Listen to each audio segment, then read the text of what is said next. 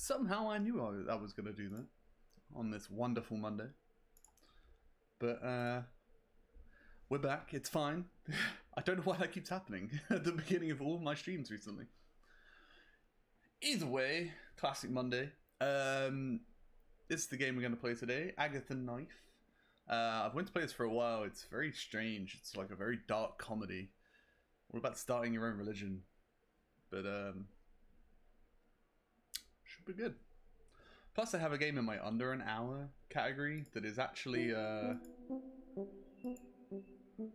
the same universe as this. But I wanted to play this one first to give it more context. I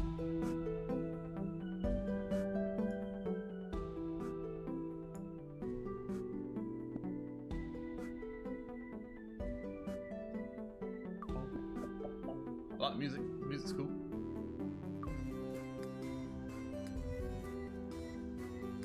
I'm gonna put it in that font. It's easy to read.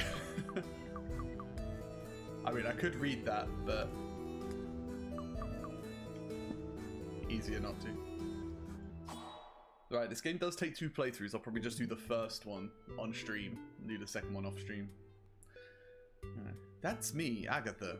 I'm 7 years old and I can't sleep. My mum has a butcher shop.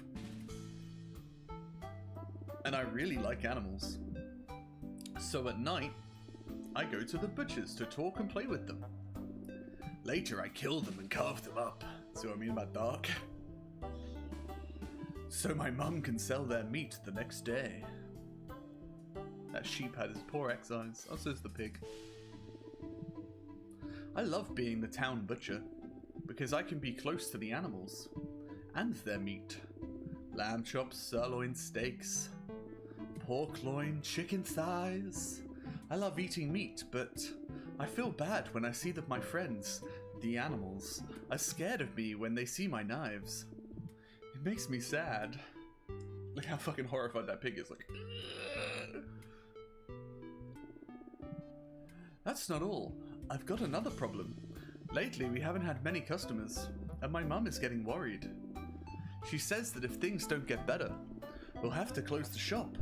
I need to think of something, or I won't be able to play with the animals anymore, and I'll have to give up eating meat. Today, my mum is going to the church to pray. She says it might help things get better. I'm going with her to see what it's like. Maybe it will help me think of a solution to all my problems.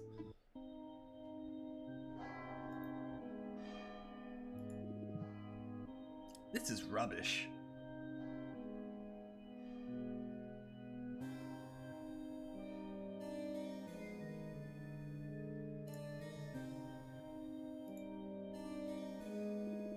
Mum, this is so boring. I'm going to take a look around. Okay, but if you leave the church, don't go too far. Let's see what's around here.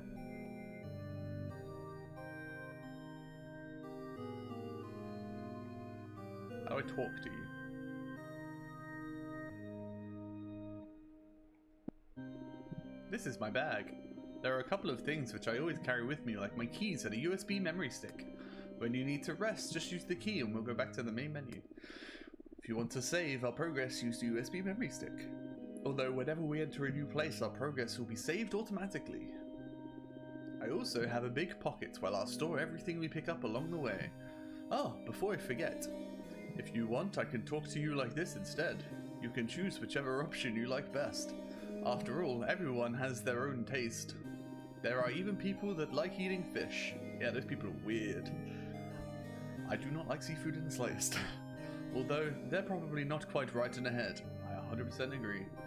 Anyway, you have a couple of options to choose from. This one, or this one. Definitely the easy one. Okay, we'll continue like this. Don't worry if you want to change later, just go to the main menu and check the options. Anyway, let's do our stuff.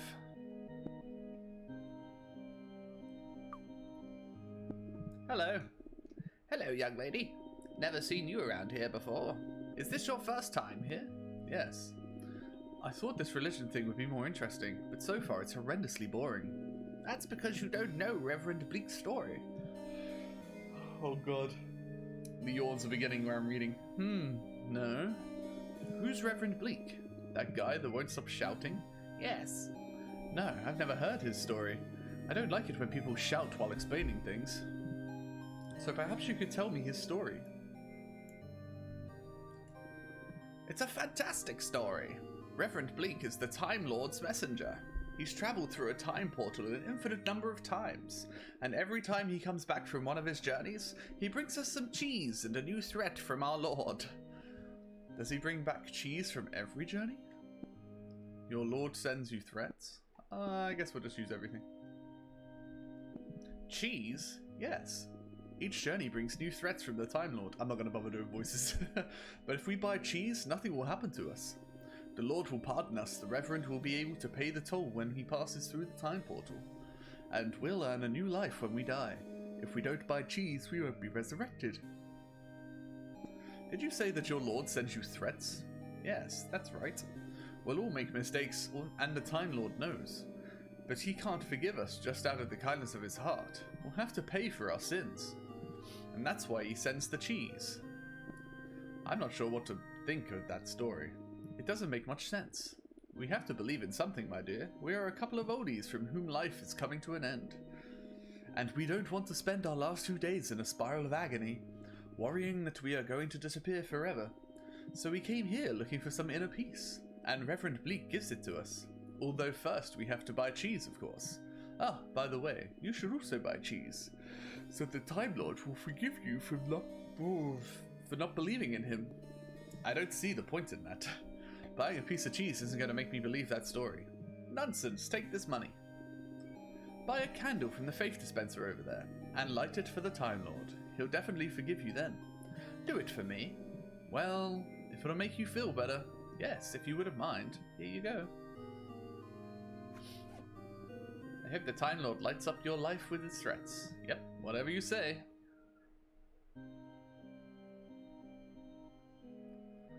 To the Faith ATM, or the Fight Hatem.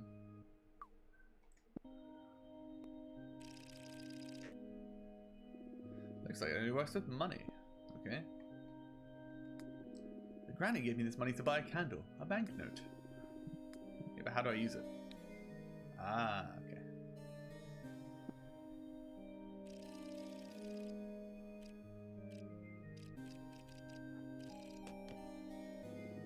I think something fell into the slot below.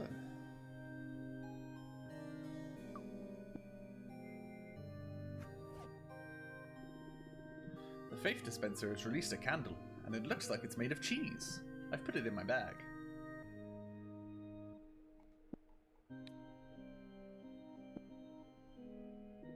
Alright, done.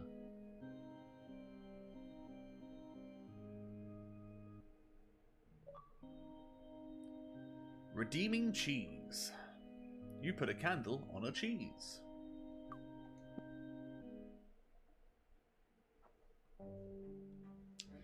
Yeah, before I get too far into this, I do have a guide. So I won't be figuring out where to go constantly. But, oh wow. She's definitely marrying him for the money. He's gonna be dead in the next, like, chapter or something. Is that Rhett from Rhett and Link taking photos?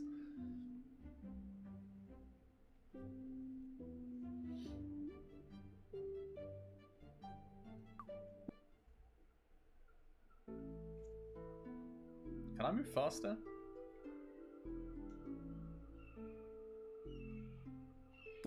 I don't think so. Okay. Hey, it's Manson. What's up, Maz? Hello. Hello, young lady. Tell me, what's your name? Agatha. And what brings you here, Agatha? I came here to church with my mum. I wanted to know what this religion thing was all about, so I came along to take a look. Excellent. And what do you think so far? Do you like what you see? I spoke to some people and they told me some strange stories. For example, an ancient couple in the church, or at the church, believes that by buying cheese from that Reverend Bleak character, that some guy called the Time Lord will forgive their sins and they'll be resurrected when they die. I'm bored just thinking about it. Whew.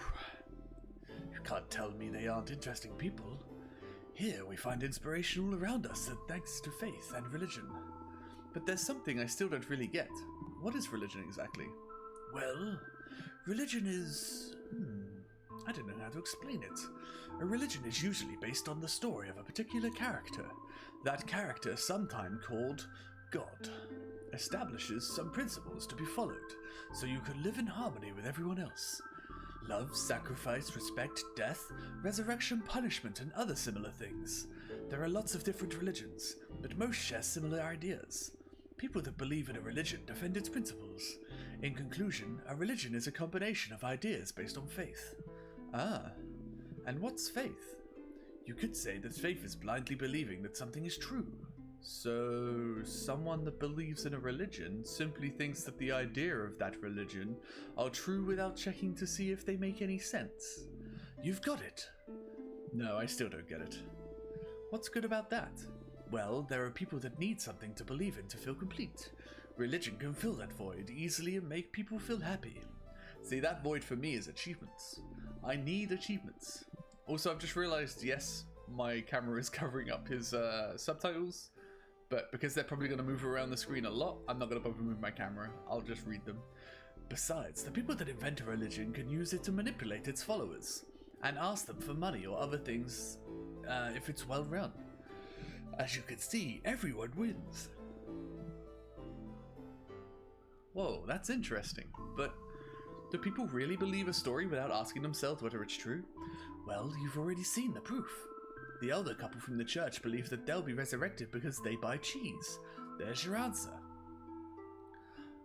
Do you believe in a religion? Me? No. I've studied many religions in detail, precisely because I wanted to understand their power. I think the stories on which they're based are really entertaining, but most are full of contradictions.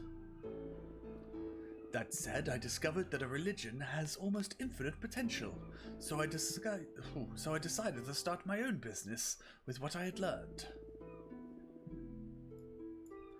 Courses specializing in the creation of personalized religions.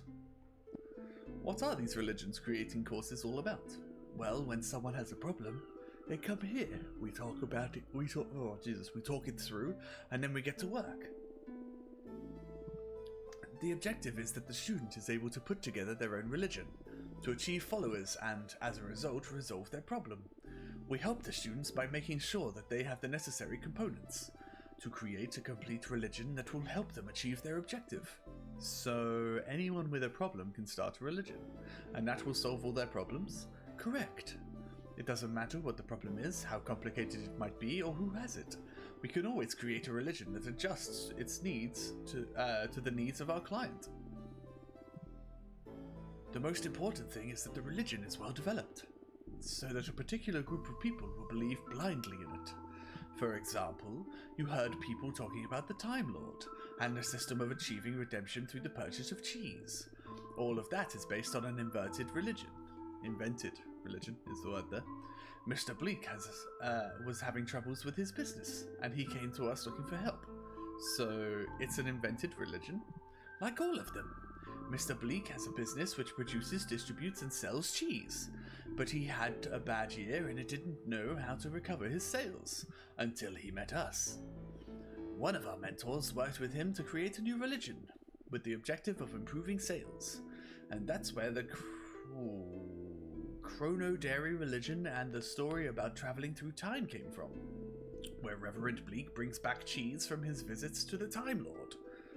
When those faithful to the Time Lord buy cheese from Reverend Bleak, they receive pardon for their sins. What's a sin? When someone does or thinks something that contradicts the norms set by a religion, it's said that they commit a sin. Ah.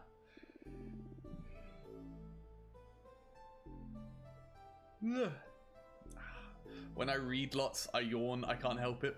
I don't know what it is. If I talk just normally, it's fine. But if I have to read words on a screen, for some reason that triggers something inside me that yawns. And I don't know what it is. It's very subconscious, but who knows. But Mr. Bleak's story doesn't make any sense. Normal people don't believe in time travel, or think that buying cheese makes it okay to do bad things. You say that because you still underestimate the power of religion, people that are fearful or doubtful will cling on to any story which makes them feel better. In brief, Mr. Bleak found a group of people that were in need of something to believe in, and he used that opportunity to bring them closer to his religion. And now, thanks to our course, Mr. Bleak's cheese business is booming.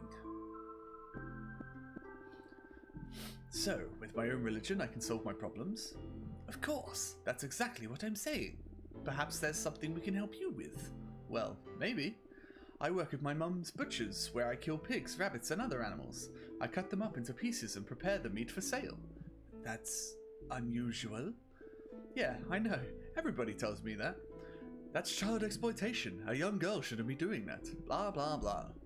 Anyway, don't worry about it. I like the animals. You like the animals, or you like killing them?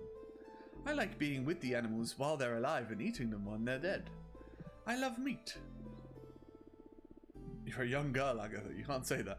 What I don't like is that they get scared of me when I approach them with my knives. I need to do my job. But it makes me really sad. That's my problem. And another thing. Lately, we've not had many customers in the shop. And my mum says that if things don't get better, we'll have to close. If that happens, I won't have the animals or the meat. Anyway, after what you said, maybe you can help me create a religion like the cheese one. So that we get lots of customers in the butchers and the animals are not afraid of me. It's an interesting case, that's for sure. I just noticed one of the books in the background is KKK, and there's one that says nerds. I don't know how I feel about that. That one just says fire. Immortal something? I can't read what the green one says. Not sure. Yes, I think we can solve your problems. Really? We're going to need a religion that's slightly more complex than usual, but that shouldn't be a problem. I'm going to assign my best mentor to your case, the one that specializes in strange and difficult cases like yours. You should know I don't have much money. I don't think I can pay for your best mentor. Don't worry, we'll make an exception for you. We'll use it as an opportunity to demonstrate that we can provide a solution to strange situations like yours. Convincing my animals will be a challenge. But I've got nothing to lose, so let's do this. I want to create my own religion. I want to join the course. Great, you won't regret it, I promise. Let's fill in this form with your details. Tell me your full name. Agatha Knife. Knife as in knife and fork? Yes. Well, it suits you. Where do you live?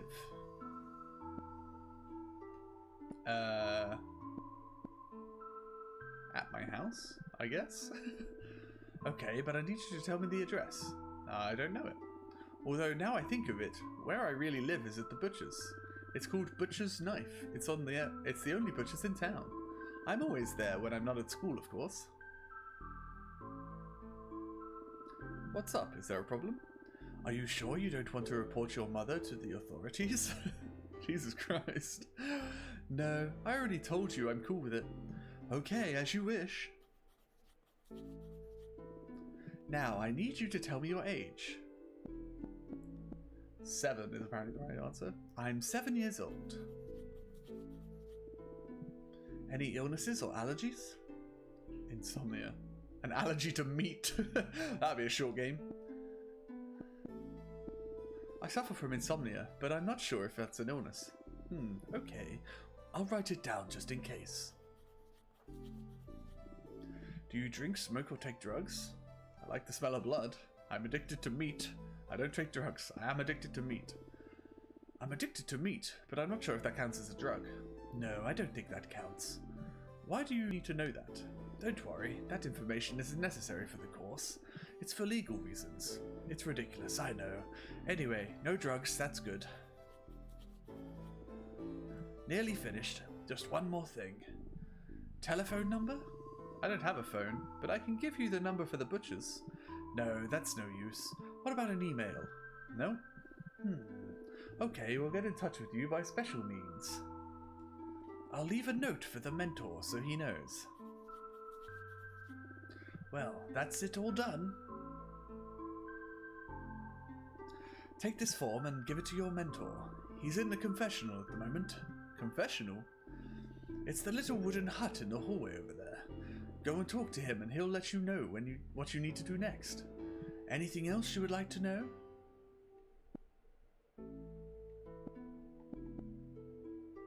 Well, I've done this. I don't need to know this one.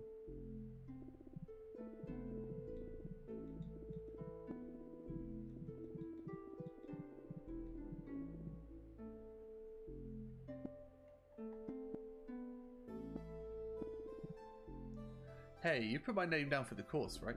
Yes. Now you need to hand the registration form to your mentor. He's in the confessional. Go and speak to him and he'll tell you what to do. Okay, let's go. Okay, I hope you enjoy the course. I'm sure you'll be able to create a fantastic religion that'll solve the problems you're having with the animals and the butchers. You'll see how much fun creating religion can be. Yoink.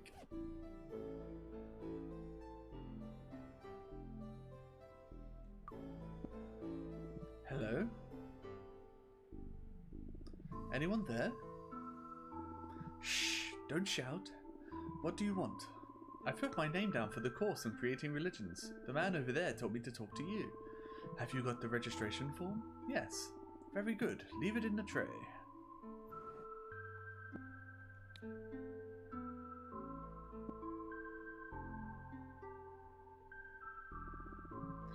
I put the form in the tray. Okay, let's see. So, Agatha, a young butcher with insomnia, you want to create a religion that will help bring customers back to your store and make your animals happy while you cut them up with your knife, and they bleed to death. Is that correct? Pretty much. An interesting case and a challenge, that's for sure. I like it. Okay, let me have a think about it. And I'll put together a list of things we'll need to do to create a religion which fits your needs. I'm not sure how long the planning process will take, so there's no need for you to wait around.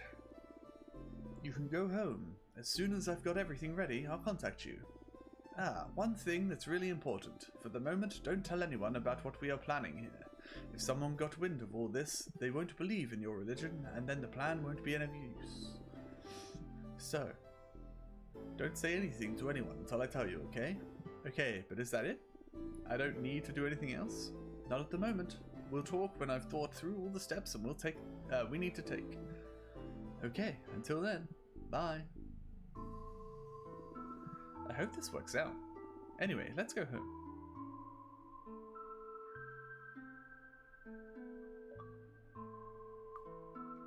Extracurricular activities. You signed up for the course on creating religions.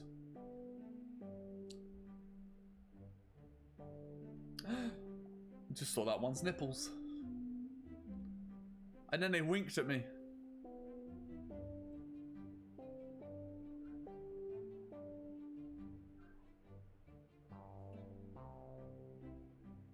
I could hear something really weird. Not sure what it was, but whatever.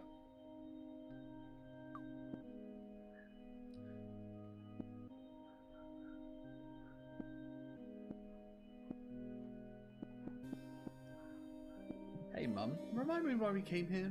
Well, the butcher's isn't doing very well, so I thought we could come to church and pray, and see if it helps. Pray? What's that? You'd like to keep working at the butcher's, right? Yes, of course. Well, think about that really hard, and maybe it will help bring our customers back. Are you listening to the sermon? No, not really. I'm just praying the butcher's picks up. I don't even know who the guy doing the shouting is. I'm bored, I want to go home. Yeah, me too. I'm tired of praying. Anyway, let's go.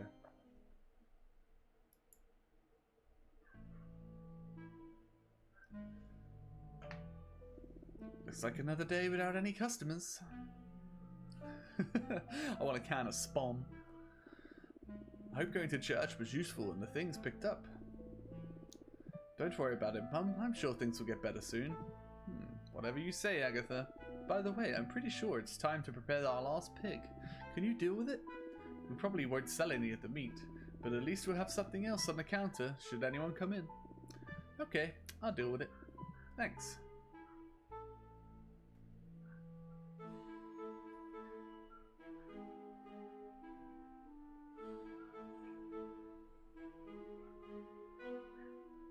Spom. Cans of processed meat. Even the cheapest things don't sell.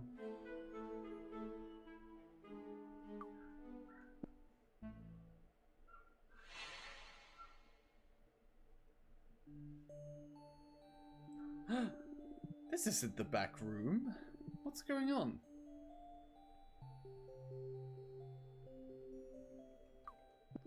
Hello? Hello, Agatha. Welcome. Have we met before? How do you know my name? I know because I am... Poof. Sandro, the awesome master of divinations. To my friends, awesome Sandro. Never heard of you. I'm your mentor. I'm going to help you create your own religion. Ah, so that was you in the little wooden house. Yes. Wow, that was quick. I thought it would take longer for us to meet. Anyway, how did I get here? Where are we? This is my control center where I give in-depth personalized advice. This is where I receive and orientate all of my students. Given that you don't have a telephone number or an email, they told me to get in touch with you using special means. So I teleported you here. You teleported me here? And how did you do that? Are you a magician too? I already told you. I'm... Poof. Sandro, the awesome master of divinations. Yeah, I got it. But what does that mean? Are you a magician or not? Pretty much. In addition to being an expert in teleportation, I can tell the future. My specialties are Taranation, Burpination, Slamming's Hot Nation, and all of the other divinations that you could ever think of. I am the master of all divinations because I am... Awesome Sandro, yeah, I got it. But what are these divinations? They're metaphysical techniques or magical arts that are used to see the future. Ah, and what has that got to do with religion? A great deal, because just like religion, magic is based on faith. In the end, all that matters is the people believe in it. But don't worry, you just need to trust me. Let's get to work on carnivorism. That's why you're here after all. Carnivorism? Yes, carnivorism. That will be the name of your religion. Given that you like to eat meat, you're a butcher, and that your problems are related to those things. I thought that carnivorism would be the ideal name for your religion. What do you think? Sounds good.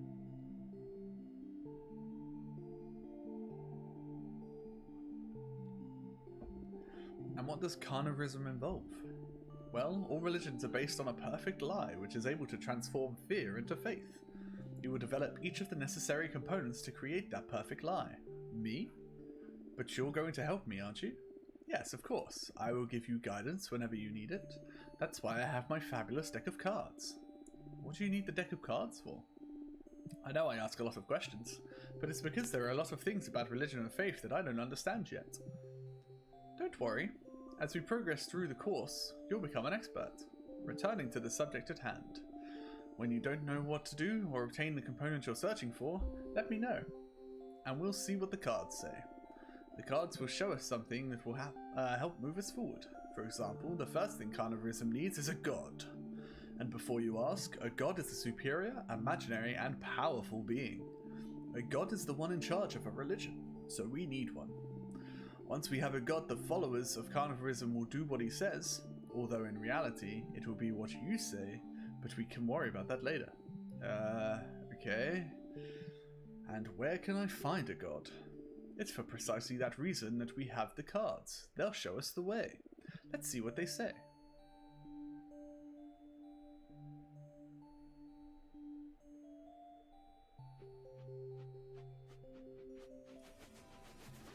What? That was a good shuffle.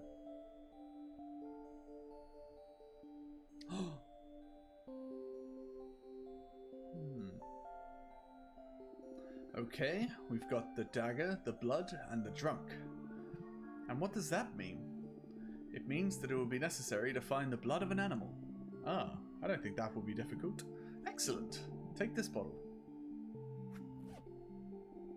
Fill it with animal blood and bring it back to me. With the blood, we'll be able to create the god of carnivorism. Won't we need anything else? With just the blood, we'll be able to create a god? You just worry about bringing me the bottle full of blood. You'll see. Okay, but can you send me back to the butcher's?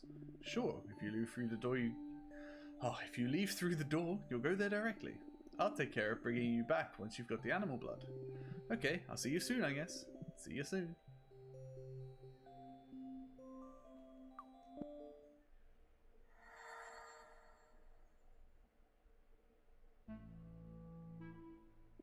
Whoa, it worked.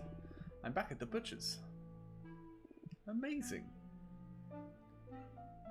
Okay, I did get the bowl.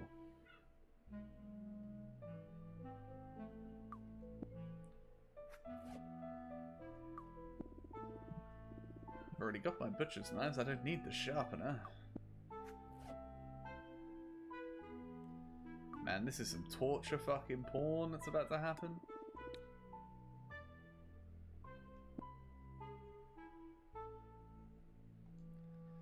Sorry, Pigsy.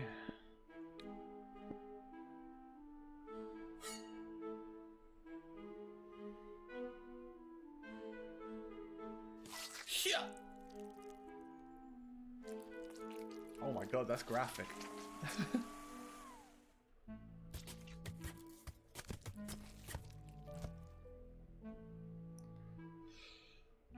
Jesus Christ. Job done.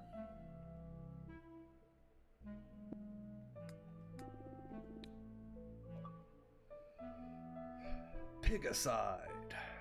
You killed a pig.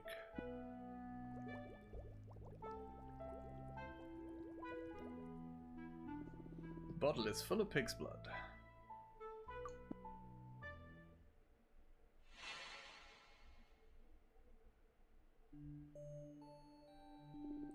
I like being teleported. It tickles a bit, but it's relaxing.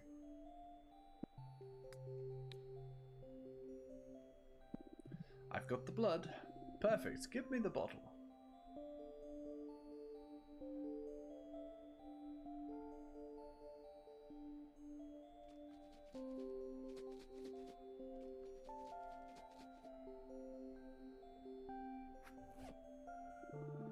What have you done to the blood? And why have you given it back to me? To find the god of carnivorism, we need a special potion made of animal blood. At least that's what the card said. I've added some of my magic spices to the blood, and created an awesome elixir with my magic cocktail mixing skills. Ah. Now, you have to drink from the bottle. Don't drink it all though. Take a swig, and when the potion starts to take effect, I'll explain the rest. Okay.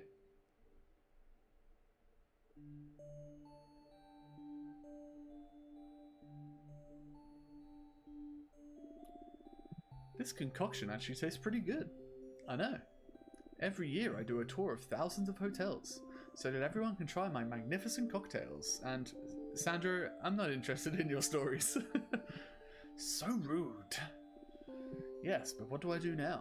How long does it take for the potion to take effect? Not long. Wait a little while. A little bit more. Almost there. Okay, let's begin. Poof. What? Agatha. Hello, Sandra? Where are you? I can't see you. Right now, I'm inside your head. You can't weigh very much? Wait, you can't weigh very much? I can't feel anything. I'm in your mind, Agatha. I'm using my special powers to connect your dormant imaginarium with your reality. In other words, you're navigating through your own imagination. And if all goes well, the god of carnivorism will appear. At least that's what the card said. Okay. Good. I can tell you that you're starting to trust me. That's the spirit. I don't see that I have a choice. Well, I guess I can work with that. Anyway, can you tell me what you see around you? Right now, it's really dark.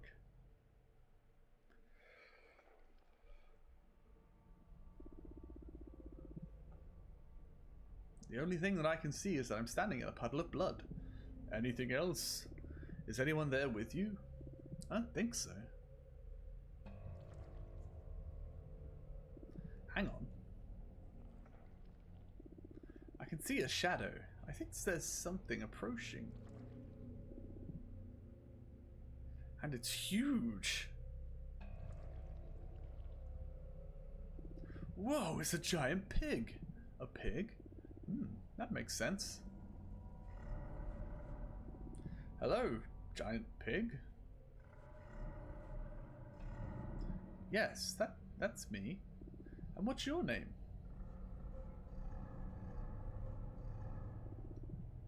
Oh, and does it hurt? Okay, that's good.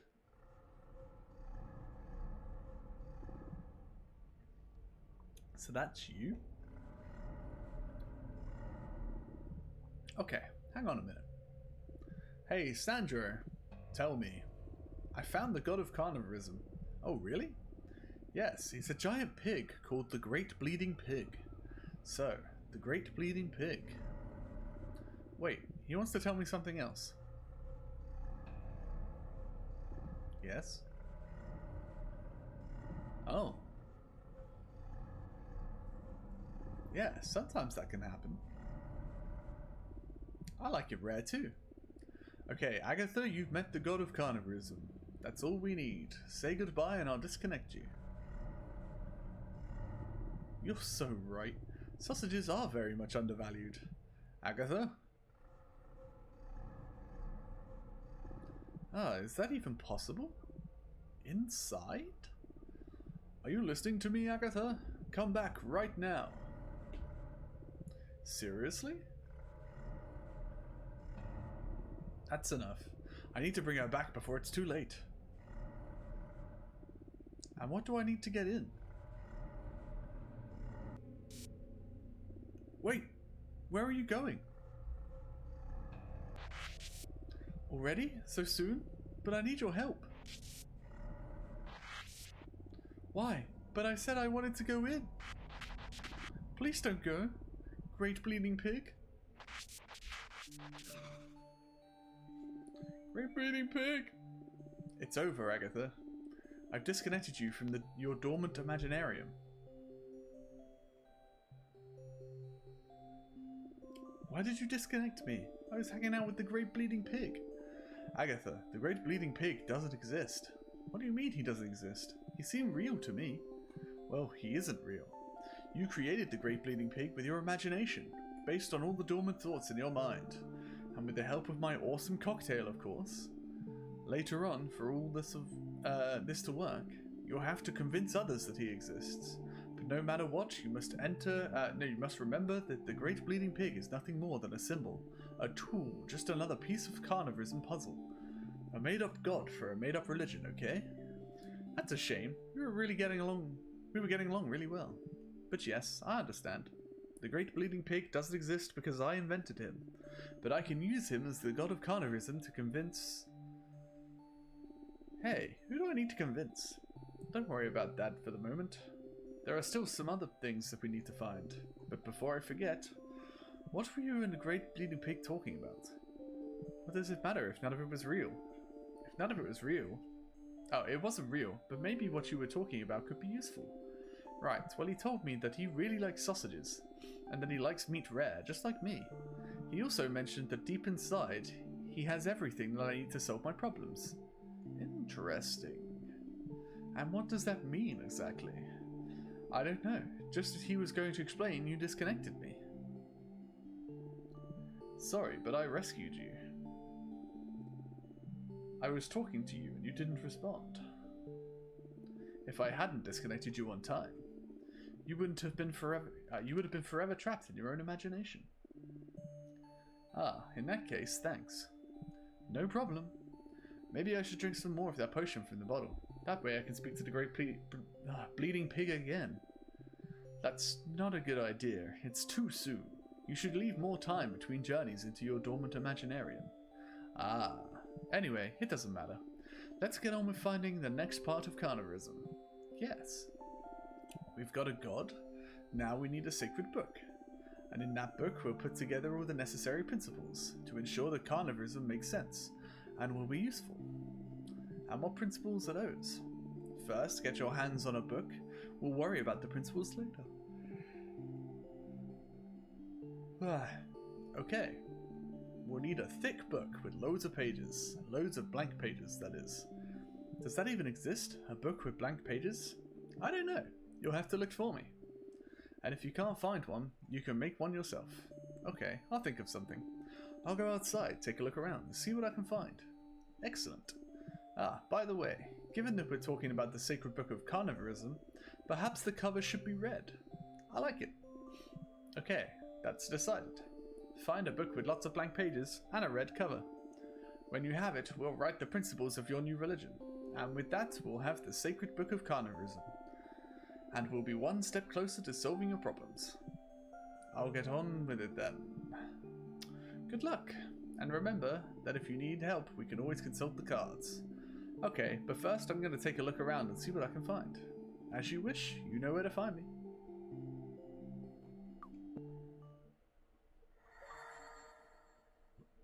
Dormant Imaginarium. You met the Great Bleeding Pig.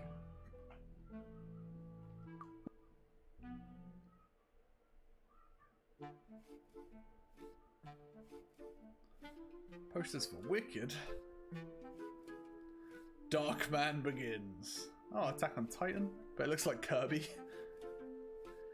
Alien. Garrus and Link. Mickey. Comic Sans. Good name for a comic book shop.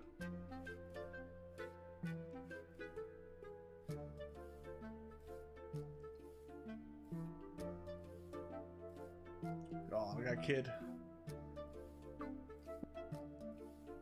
Duking up the other kid. Ugh.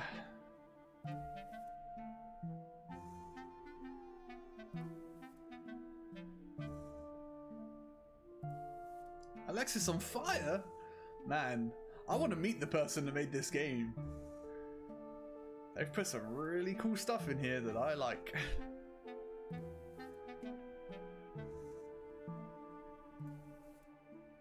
Right, we're going in here.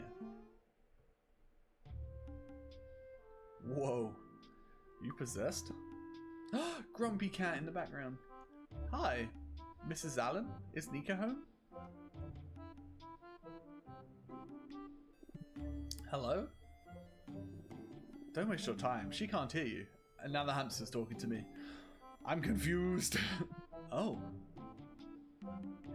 What's wrong with Nika's mum? The usual. She's addicted to trash TV. As soon as this rubbish comes on the TV, she sinks into the sofa and disconnects from the world. It looks to me like you're enjoying it too. Well, you know, I want to watch them, but they're like a hard drug. If you start watching one, that's it. There's no escape. Good job I brought enough seeds for the whole afternoon. Be careful, it's really dangerous. If I was you, I'd stop watching before it's too late. Uh-oh. But this program is so boring. That's what I said at the beginning, and here I am.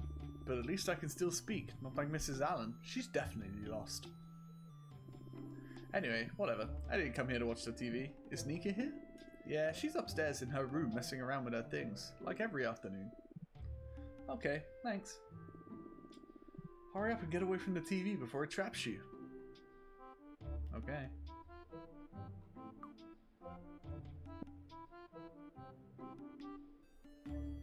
Tesla. Maybe Nika is using that to work on the thing with the lights.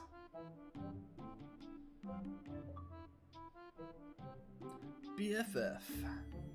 You hung out with Nika. Looking around the room, just things I can see. There's Batman here. Called it Dark Man on the poster, but Batman on the book. Mechanics. Akira. Alan Turing book. Art. Energy.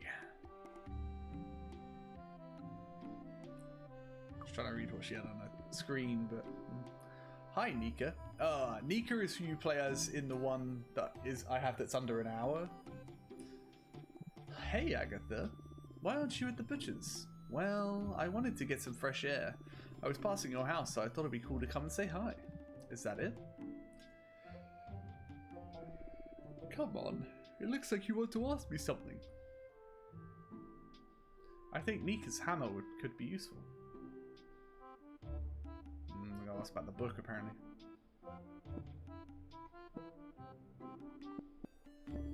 You read a lot of books, right? Yeah, I love to read. But only fun books. Ones about mechanics, electronics and technology. The rest are no use to anyone. Do you have a blank book? A blank book? Do you mean a notebook? No, a book. A fat one, with loads of pages, all of them blank. And the cover needs to be red. Well, no. Why would I have a blank book? That'd be pretty stupid. I guess, but I need one for something. I've got some history books, which are super boring and I don't want them. They've got lots of pages. Do you want them? I'll give them to you. No thanks, I'll keep looking. Damn, I almost got rid of him.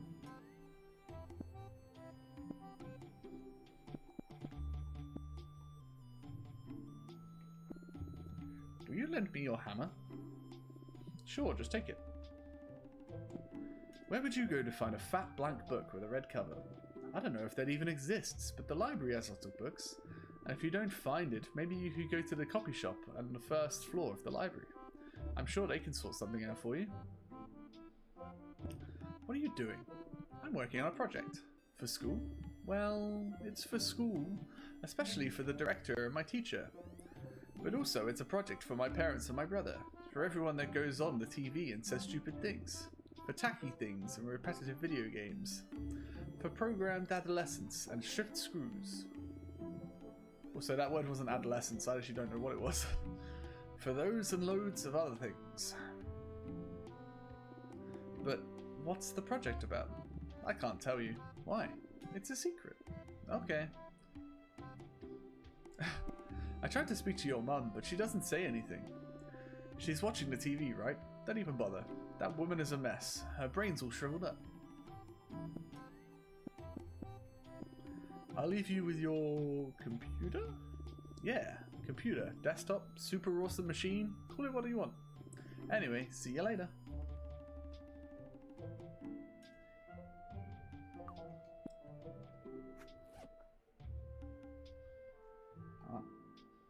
I'm rough.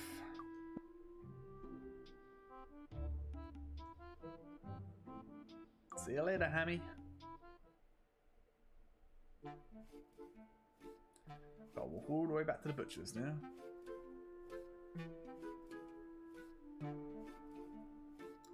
I like this guy and his bird.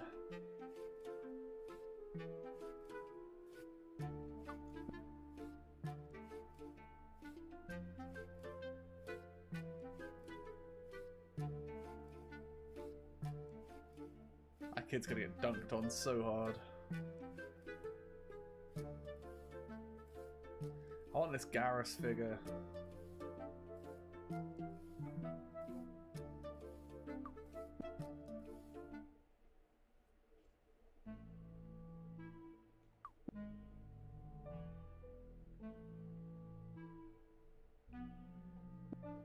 Oh.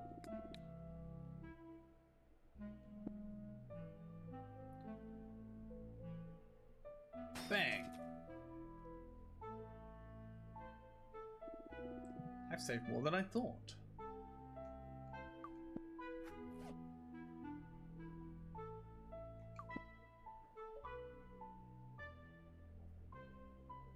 Payday. You broke the piggy bank and collected your savings.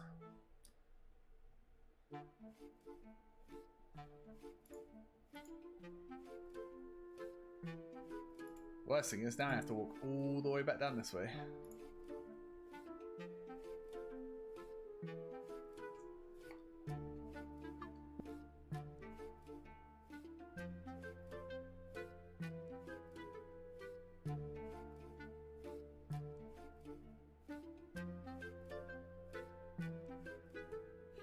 Always does that when I walk past that pole. Saint Oats.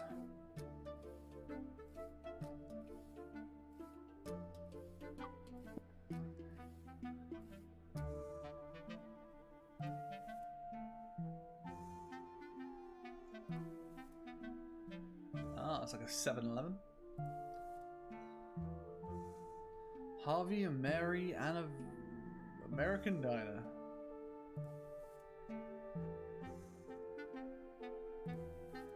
Kitty. Dr. Vet. What a convenient name.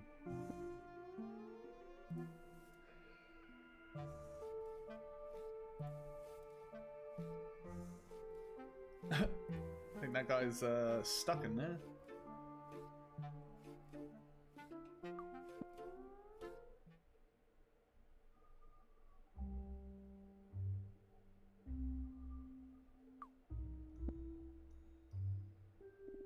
I'll have one of those flyers.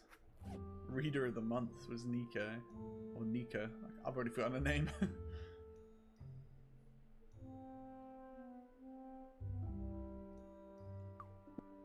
Hello. Hello, what can I do for you? I don't know if this is a guy or a girl, so I'm just not going to do a voice. Maybe they can. Oh wait, I'm looking for a book with lots of pages. Well, it won't be hard to find one in the library. On the next floor there are lots of books and most of them have lots of pages. Okay, but I need one that doesn't have anything written in it. A blank book? Yes. I don't think we have a book like that. But you can use the computer upstairs to search for it. That machine most definitely has a better memory than me. And I'm sure it'll help you find what you're looking for. Okay, I'll take a look then. Maybe you'll be lucky. By the way, what do you need a blank book? Or why do you need my book? None of your business. What are you doing? Well, I want to do some photocopying, but I can't. Why not? Isn't that thing over there a photocopier? Yes, but it's locked. You need an access card to use it. Ah, who has the card? Me. Well, I'm supposed to have it.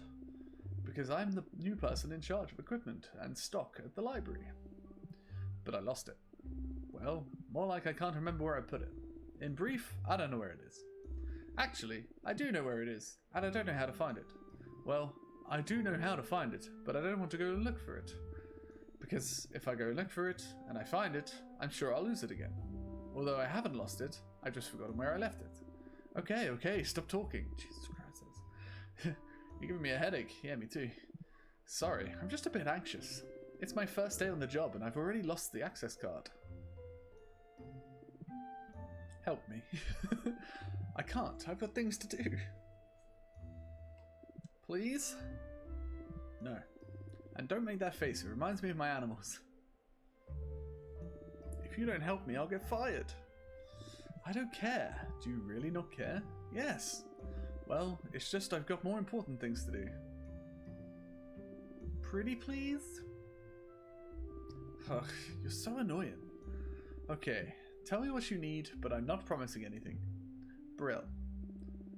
I just need you to find my access card and bring it to me. But if you don't know where you left it, how am I going to find it? Well, I recall that this morning I left the card between the pages of one of the books in the library. Inside a book?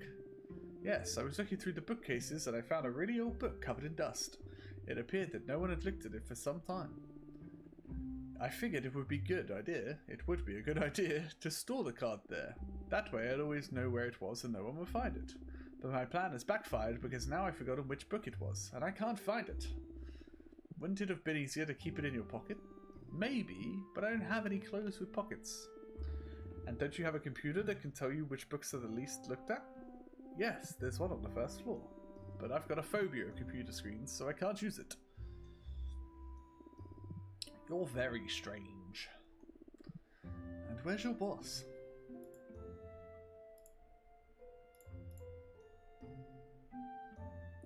My boss is the lady next to the entrance.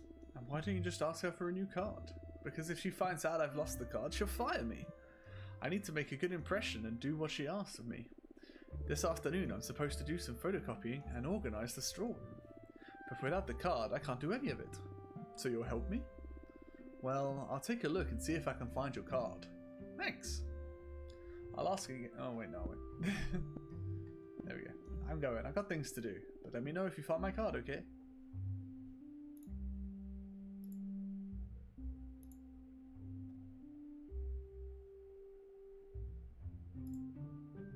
Right, so we did that.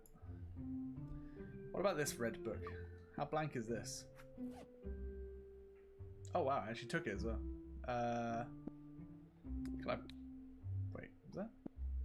It's got nothing written on the cover, but inside it's full of strange symbols.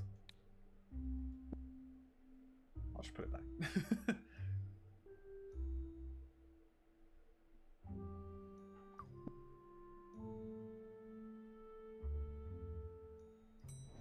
Bing.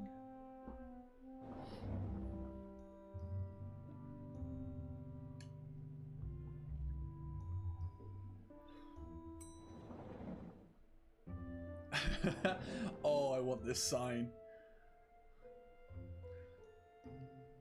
Instead of please be quiet, just shut the fuck up. Let's see what we can do with this thing.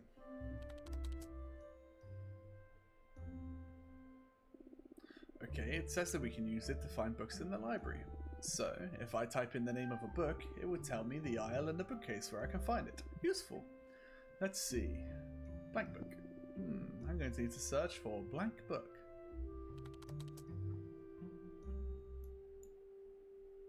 No results. Unpopular books. That man at the photocopier told me he hid the card in an old dusty book. Like it hadn't been read for ages. I'll search for the least looked at books and see what comes up.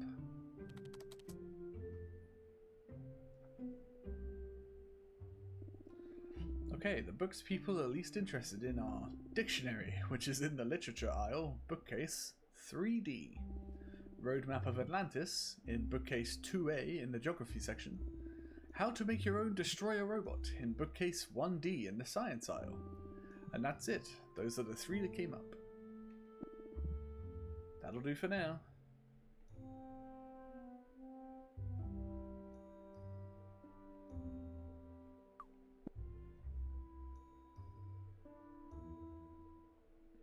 Right, geography.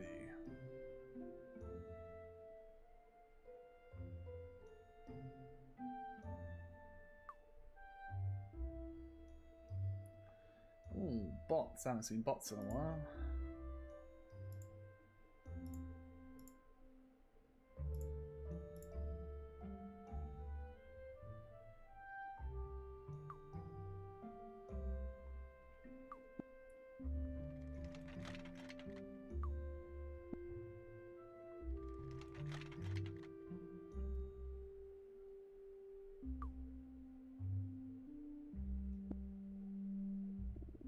According to the library computer, there's a book here that hardly ever gets looked at. We should take a look and see if the man's photocopy card is in there.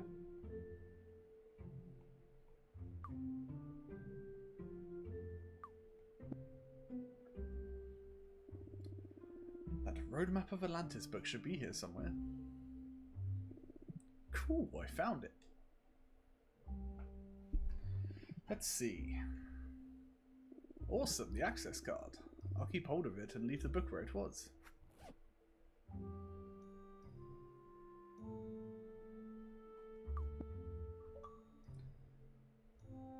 Lost and found. You found the library access card.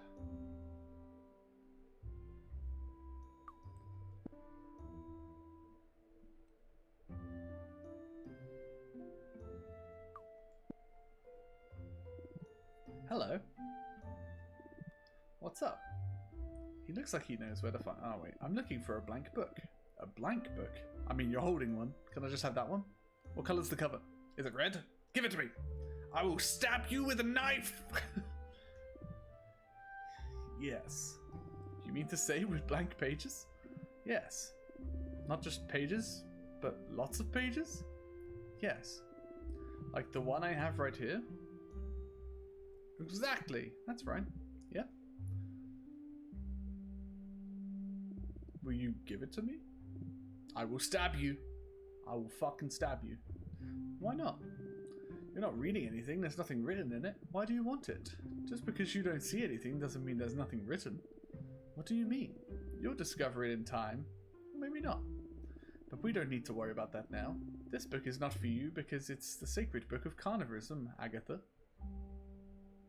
Wait, what? You know me? How do you know about carnivorism? Are you friends with Sandra? Pretty much. But it doesn't matter. Don't worry. Just trust me. To find your sacred book, you need to look elsewhere. But I just met you. I don't know if I can trust you. You only just met Sandro, and you trust him, right? Yeah, but Sandro is helping me create carnivorism. I am too, and if you heed my words, you'll find your sacred book. And if I don't find it, you will, don't worry. You're smarter than you think, believe me. I recognize you from somewhere. Have you ever been to the Knife Butchers? No, I usually buy meat from the supermarket. Ah, you're one of them. Yes, but don't look at me like that. I love meat rare too. Are you sure? If you like the meat so much, why don't you buy it from a proper butcher's?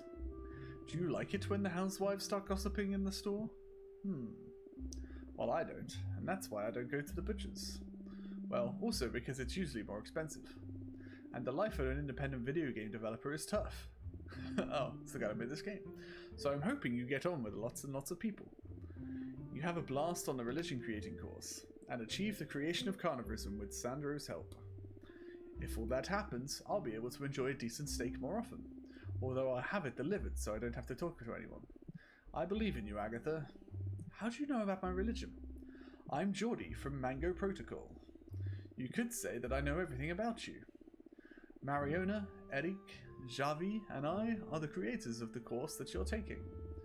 We've been talking with Sandro so that he can help you create your religion.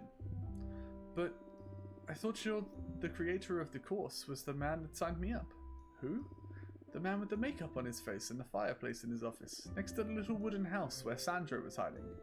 Ah, yes, Master Manson. Oh, it is Manson. Nice. He and Sandro are collaborators. Ah. Anyway, that's why I know so much about you. Right. So how's the course going? So far so good? Yeah, I think so. It had been ages since I spent time outside the butcher's, and I'm enjoying it. Although I prefer being with my animals. Okay, well I'm sure you'll have the back room at the store full of friends again soon enough.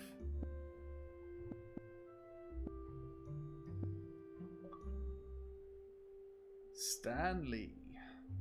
You met one of the game's creators. I'm out of here. Excellent, good luck.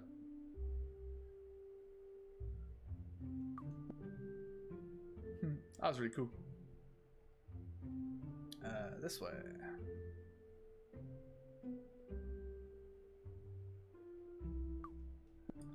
Boop.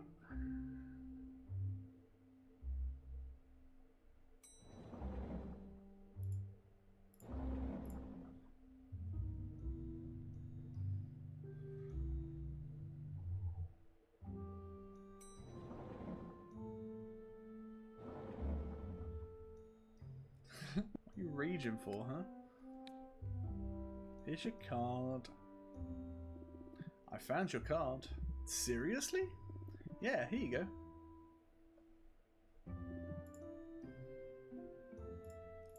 Wonderful. Whip. The photocopies are being done, thanks. No problem. Hey, can you do me another favor? Could you look after the card for me? Wouldn't it be better if you kept a hold of it? No, because I'm bound to lose it or forget where I put it. Storing it in a book didn't work, but I'm sure I can remember that little girl with blue hair has my card. Well, okay. By the way, what's your name? Agatha. Very good, Agatha. When I need the access card to get into the storage room, I'll come and find you. Okay. Are you staying with me? No thanks, I got things to do. Okay, see you around. And thanks very much for bringing me the card.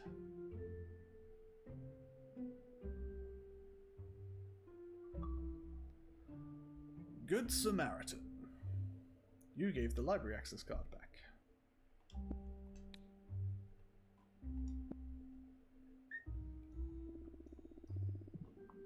It looks like this door is opened using the access card. Let's see what's inside.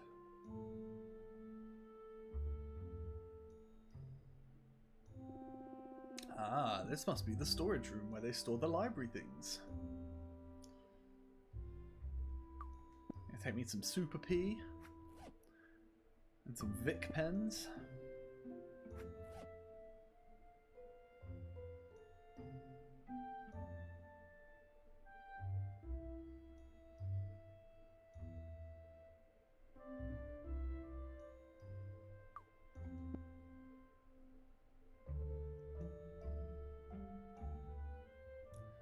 take all of these books, apparently.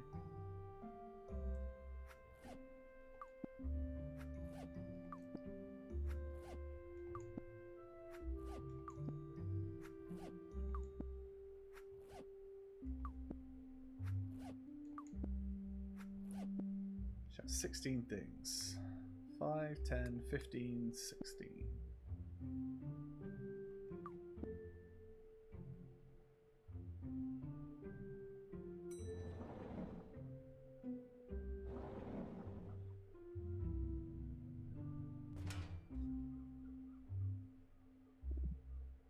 Hello?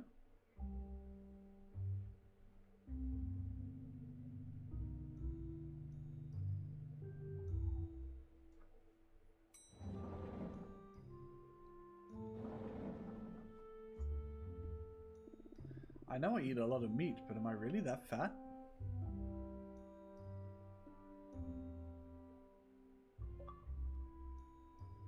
Beachbody. You got stuck in the lift.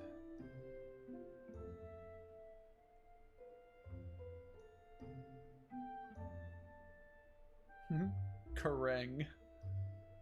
Bikers. Boing. Hey, I've seen that cat. It was asleep somewhere I walked past. Ether. Did they make Etherborn? Hang on a minute.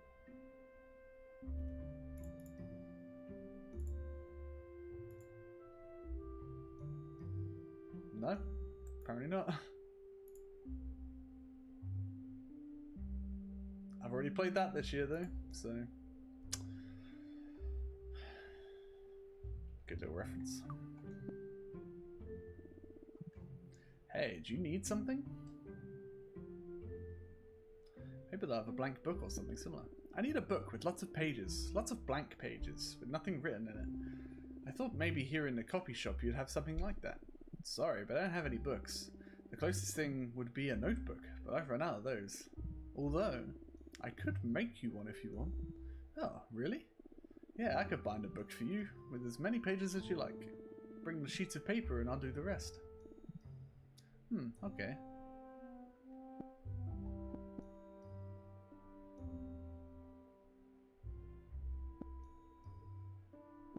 I've got a stack of paper, can you make me a book? Of course I can, but you've got the money, right?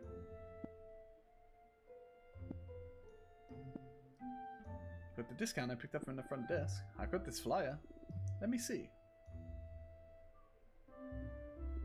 Ah, with that discount the binding is free. Cool.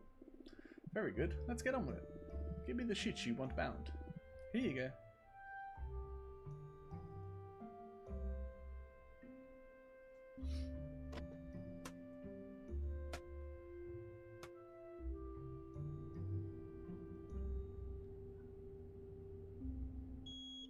Beep.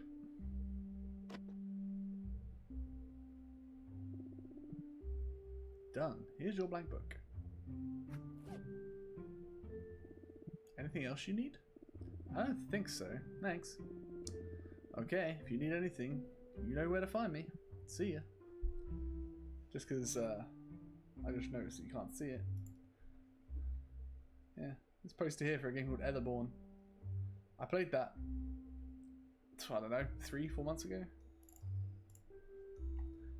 Doesn't wasn't even made by the same company. Just guess they liked each other. It's a very different game to this. It's like a weird, like, puzzle kind of platformer game, I guess. Hard. Very hard.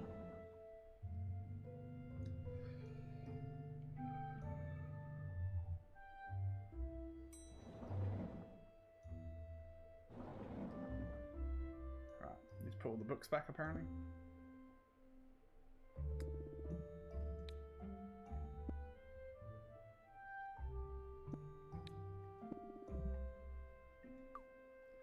Damn it. Ah, can't get the buttons right.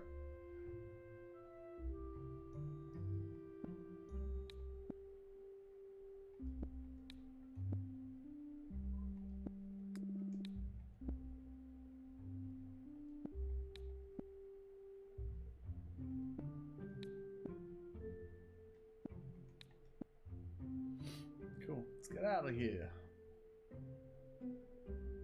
Oh man, I go all the way back to the butcher's.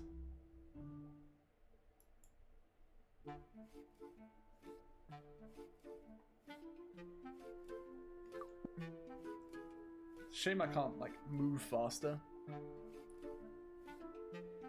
Move faster. Ah, nice. It wasn't the same cat.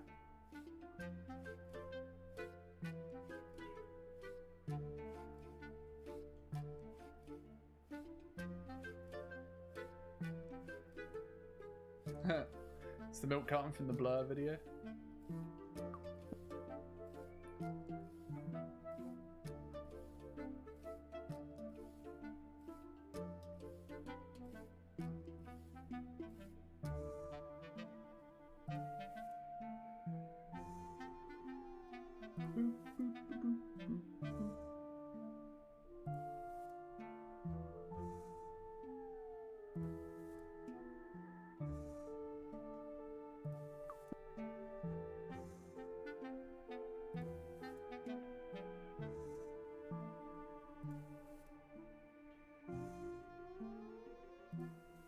Almost made it back. Oh my god, I have to walk all the way here and then I have to walk all the way back past the library. And that makes me sad.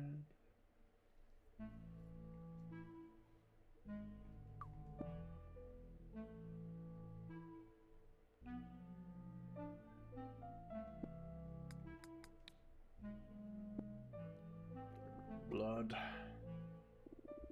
I've soaked the book in the blood. Now the cover is red. I mean, the whole book's probably red.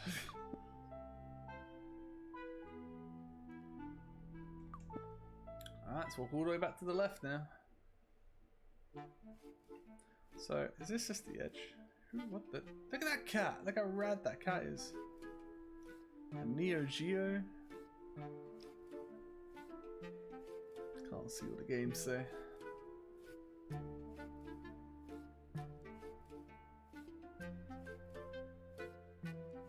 I like the music. Hey, I saw you up there. Cheeky.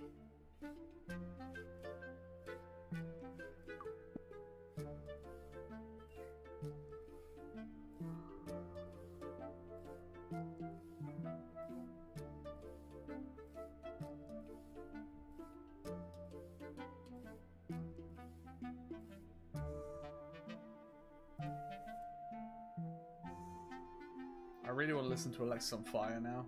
Every time I pass that poster, I'm like, oh man, it's been too long.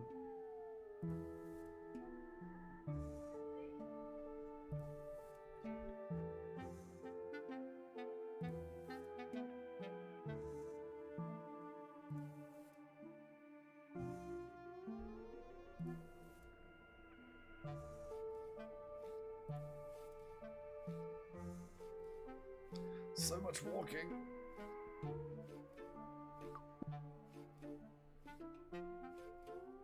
No wonder this game takes so long. It's all walking back and forth. I'm intrigued by this guy in here. I hope we get to sort him out soon.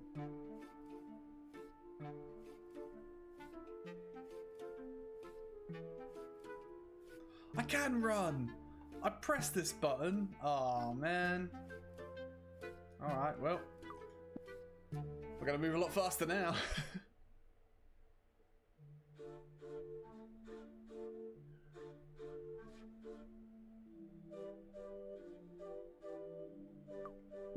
Hello, lion. Hello. Is something the matter? I miss my cubs. Where are they? A week ago they left and went to the zoo. They said that they were tired of the circus and that they needed a change of scenery. So they went to the zoo and left me here on my own. Well, no. Hang on a sec.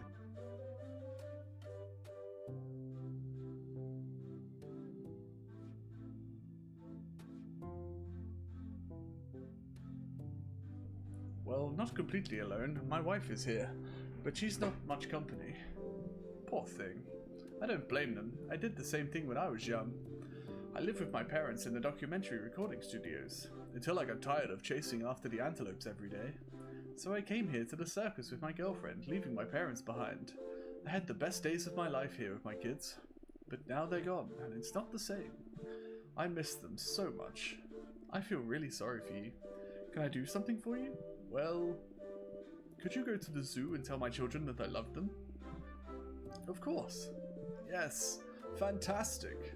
And could you please give them this?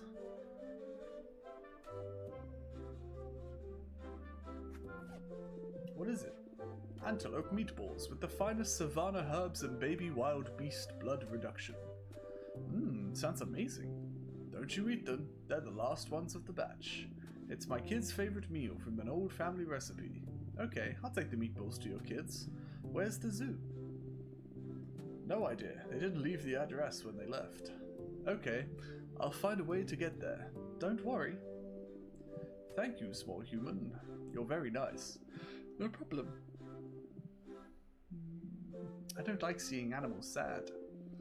So, I'll do what I can to help you. Cheer up, I'm sure your cubs miss you too. I don't know. I hope they'll at least like the food. Hopefully it'll bring back good memories for them.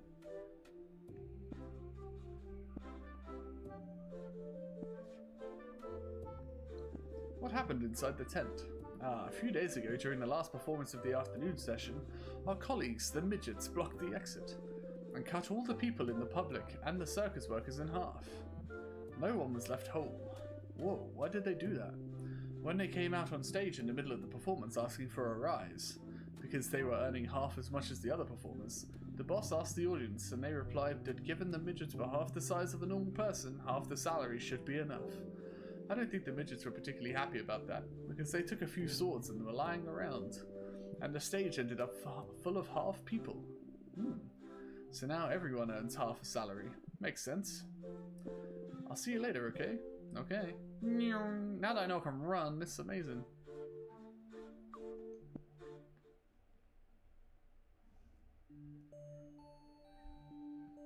Poof. Sandro? Crap, she saw me. Yeah, and I can hear you too. What are you doing at the circus? As you can see, here I am. You didn't teleport me this time, did you? No. Of course, that's why I didn't feel that tickling sensation when I came through the door. And why did you hide when I came in? And you? Why don't you knock when you enter a place you don't know? I never knock, I just go in. Anyway, I already knew this place. What I didn't know was that it was a circus caravan. I thought you were in another dimension or something strange like that. Well, I'm sorry to disappoint. Ah, you haven't disappointed me. You don't think I'm a loser because I work in a circus caravan? No. It makes no difference to me if you're in a little wooden house, a circus, or another dimension. I like you because you're helping me create carnivorism, and that's cool. You're cool. Just cool? Well, awesome? Poof. Thanks. No problem. Well, now you're here, do you need something? Shall we consult the cards? Do you want me to teleport you back to the butcher's?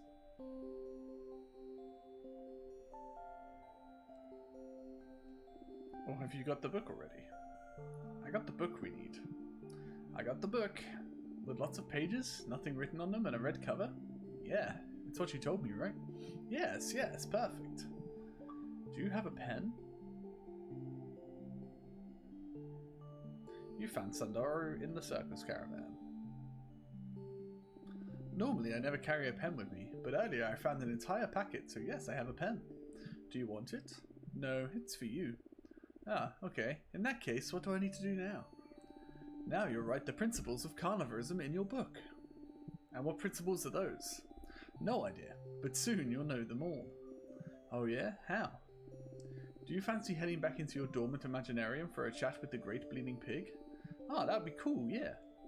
Last time our chat was cut short. Perfect. You know how it works. Have you still got a special cocktail? Or the special cocktail? Yes, I've got it here somewhere. What should I say to him? Hey, Great Bleeding Pig, tell me what the principles of carnivorism are. Something like that? Well, that's not the way I'd do it. I'd start by asking him to tell you his life story. Ask him to explain how he became the god of carnivorism. Whether it was his childhood dream. Wait, I'm going to write this down? My memory is terrible. Oh man, my nose really itches. I don't know why. As I was saying, ask him about his followers. It's important that we find out how they should show their faith in him. We also need to know what sort of clothes, the interior decoration he likes.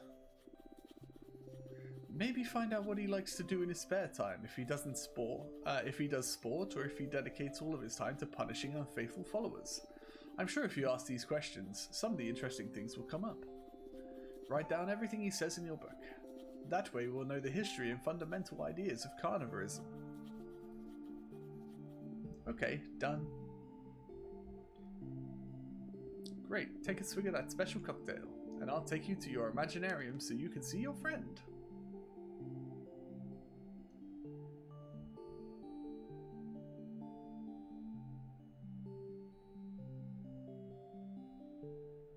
Ready? Ready. Perfect, let's get to it. Go for it, Agatha. Search for the Great Bleeding Pig, and remember, write down everything he says. Let me know when you're done. Okay. Great Bleeding Pig? I need to speak to you, Great Bleeding Pig. Can you come out for a minute?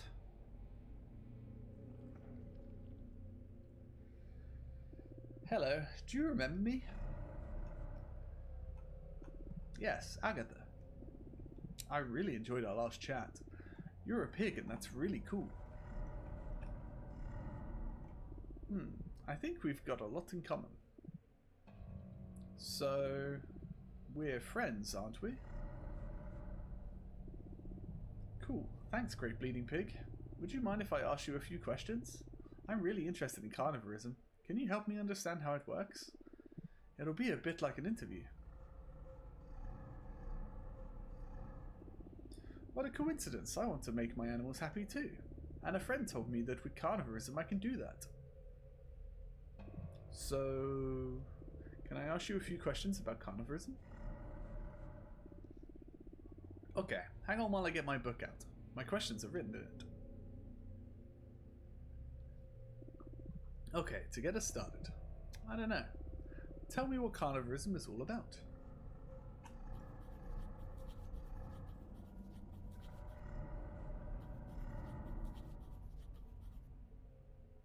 Cool. Tell me more about the happiness part of eternal life. I'm particularly interested in that.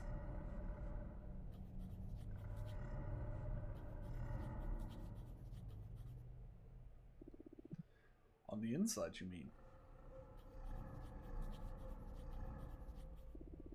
What did you say it was called? Gate of Great Sacrifice. Okay. And what's the gate like?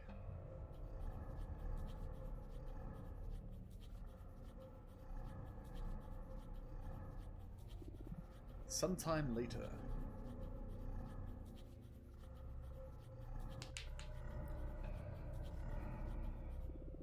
Dark red with a hood. Like blood? Okay. Oh, I don't have any pages left. I filled the whole book with notes. Doesn't matter. I think I've got enough. Thanks so much. I enjoyed talking with you again. And everything you told me is super interesting. Yes, if I need anything else, I'll come and visit again. I'd hug you, but you're huge, so I won't. Okay, take care, Great Bleeding Pig.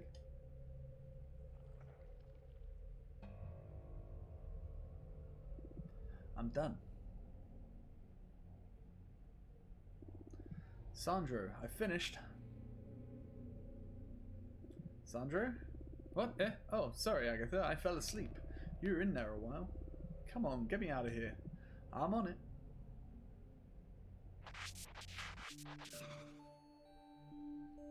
How'd it go?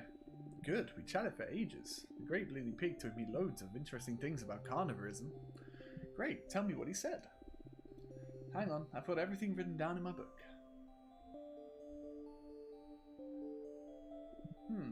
What? I can't read my own writing. Are you serious? Yes, I don't know how that could happen. While I was writing, I understood everything. But now it's like someone with awful handwriting wrote it. Let me see.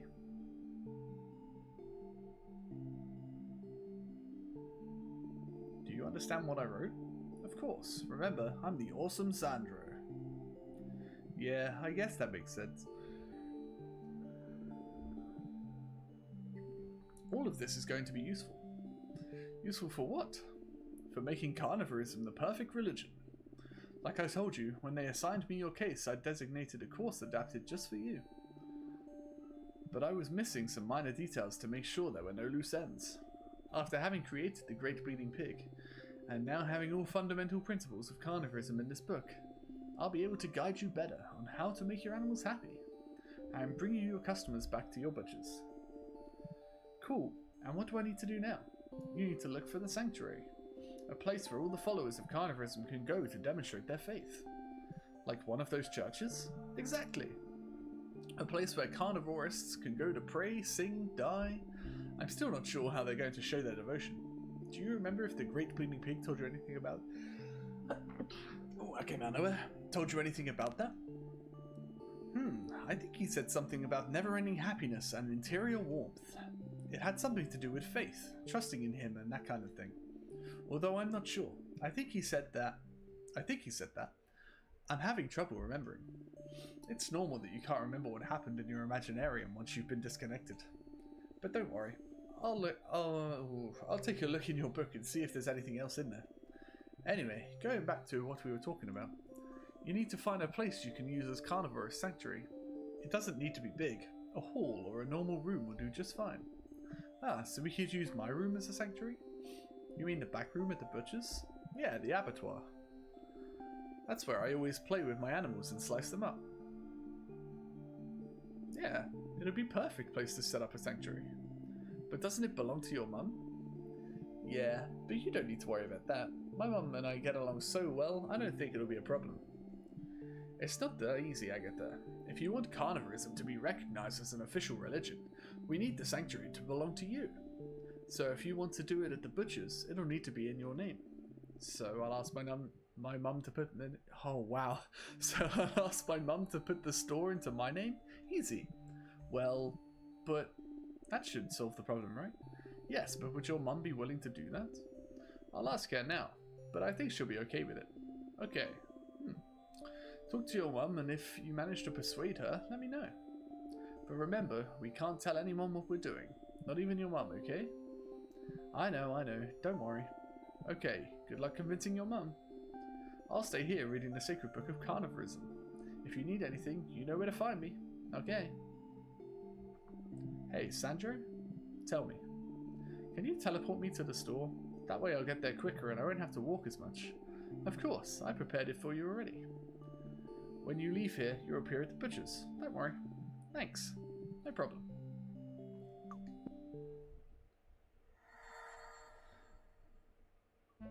Here we are. Psychography? I don't know. You created the Sacred Book of Carnivorism. Mum, I need you to give me the butchers. Give you the butchers? What do you mean? I want to do something in the abattoir to make the animals happier, and I think it will also help to get customers back in store. Ah, yes? And what's it all about? I can't tell you. Oh, okay. Well, it doesn't matter. I've always been able to trust you, so do whatever you want in the back room. Okay, but the store has to be in my name. Can you change it? Yeah, I don't mind. But we don't have any money left to pay for the change of name. You need money for that? Yes, Agatha. And making the changes isn't cheap. Have we sold anything today? No, no one's even stepped foot in the store. I still don't know where the people around here buying their meat, but I know it's not here. Anyway, we don't have any money. Oh. Hey, you could try and do what your dad does. What dad? Your dad, Agatha. The one that's going around the world looking for clients for the store? Ah, that's right. It's been so long since I saw him. I'd forgotten I had a dad. Well, you could do what he does, but in the town. Look for customs? Yes. You could try and get a deal at all, or at least an order from a business in the town. We'd have the money to pay for the paperwork and the butchers would be yours to do your things. And if we're lucky, we might even get a customer who wants to stick with us long term. Cool. I'm going to look for business that wants to place an order with us. Excellent. And maybe while you're at it, you'll find out where everyone is buying their meats these days. I'd go out there and ask, but I prefer to stay in the store in case someone comes in. Although I doubt that will happen. Okay, I'll take care of it. Don't worry. Thanks, Agatha. I don't know what I'd do without you. Okay, I can't run in buildings. So, when I pressed the button to run, I think I was in the church.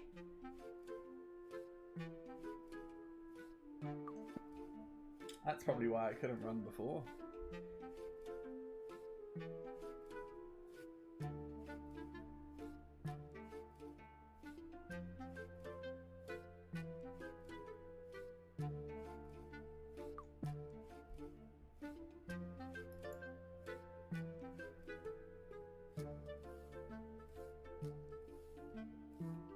Whoa, 90% off. Yep, the supermarket sells the meat cheaper than we do. Wait, I recognise that logo next to the meat. That's the vet logo. Hello, do you buy your meat in the supermarket? Yes. And why didn't you buy it from the butchers? Because it's more expensive. But it's really cheap there at the moment. Yeah, but the meat from here is even cheaper.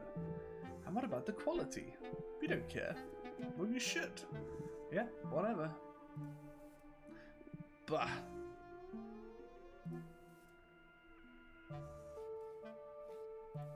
Go in the diner now.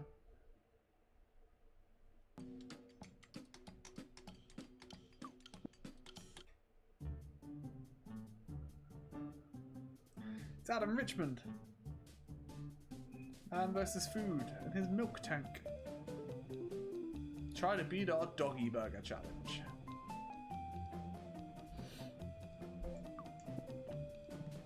Hello. Hello. Are you in charge here? Yes, I am. Why? I noticed that this place opened recently. Yes. How's it going? Yeah, pretty good. It's early days, so we're a bit quiet, but we always end up full. It seems like the local people like the music and decor, the terrace, and the burgers, of course.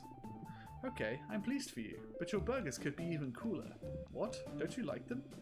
I haven't tried them, but that doesn't matter. Okay, but where do you buy meat? What? The meat? Yeah, the meat. Well, I buy it from a supplier of meat. Why do you ask? I'm a butcher. I've got a store nearby. I'm convinced that my meat is better than the meat you are getting from your supplier. Would you like to buy meat from me? Well, you know, I've already got a deal with the man that sells me my meat. I can't change that now. And who is that man? Sorry, I've got confidentiality clause. I can't tell you. It doesn't matter. Don't you want to place an order at least to try my meat? I can't do that either. The contract also includes exclusivity for a year. And thanks anyway. The meat I sell is just top quality. I'm sure, but I can't place an order with another supplier. Sorry. Your loss. I'm going. I've got things to do. Okay, see you later. Oh, there are the only two music choices. Okay.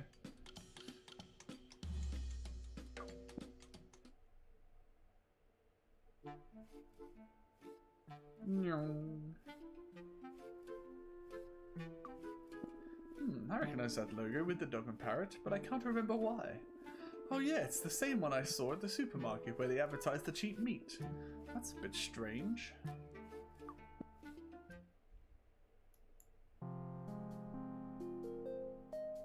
Pet advisor.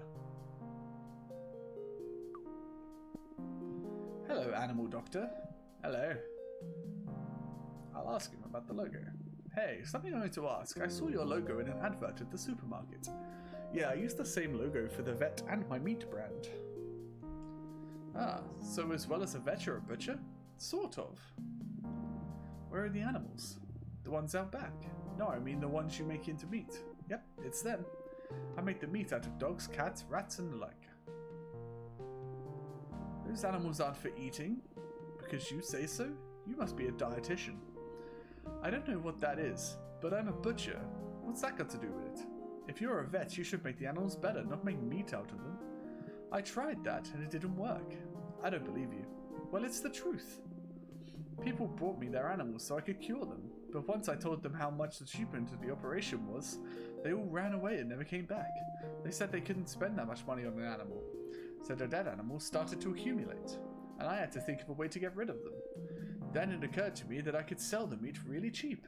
Now people come directly here to abandon their animals when they get bored of them. The truth is, I've achieved a good variety of meats at competitive prices. From the basic dog and cat meat that have been well received by supermarkets and fast food restaurants, to the more exotic things like iguanas and guinea pigs for gourmet restaurants. You're a murderer. Murderer? And what about you? I thought you said you were a butcher. Yeah, but I make meat from pigs, chickens, lambs, and rabbits. And what exactly is the difference between your animals and mine? My animals are for eating, yours aren't. Again, with the same story. Anyway, it doesn't matter. You go back to your animals and leave me with mine. It's your fault that no one comes to the butchers anymore. I'm going to report you so that you get closed down and can't sell any more of that poor quality meat. No one will believe a jealous little girl like you. I'll find someone to help me. Good luck.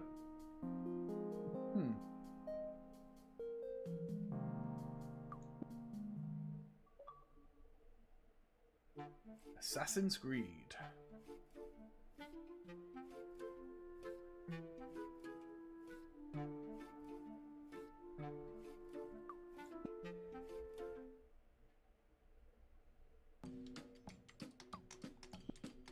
Oh my god, Adam Richards dead. Hey. Yeah, what's up?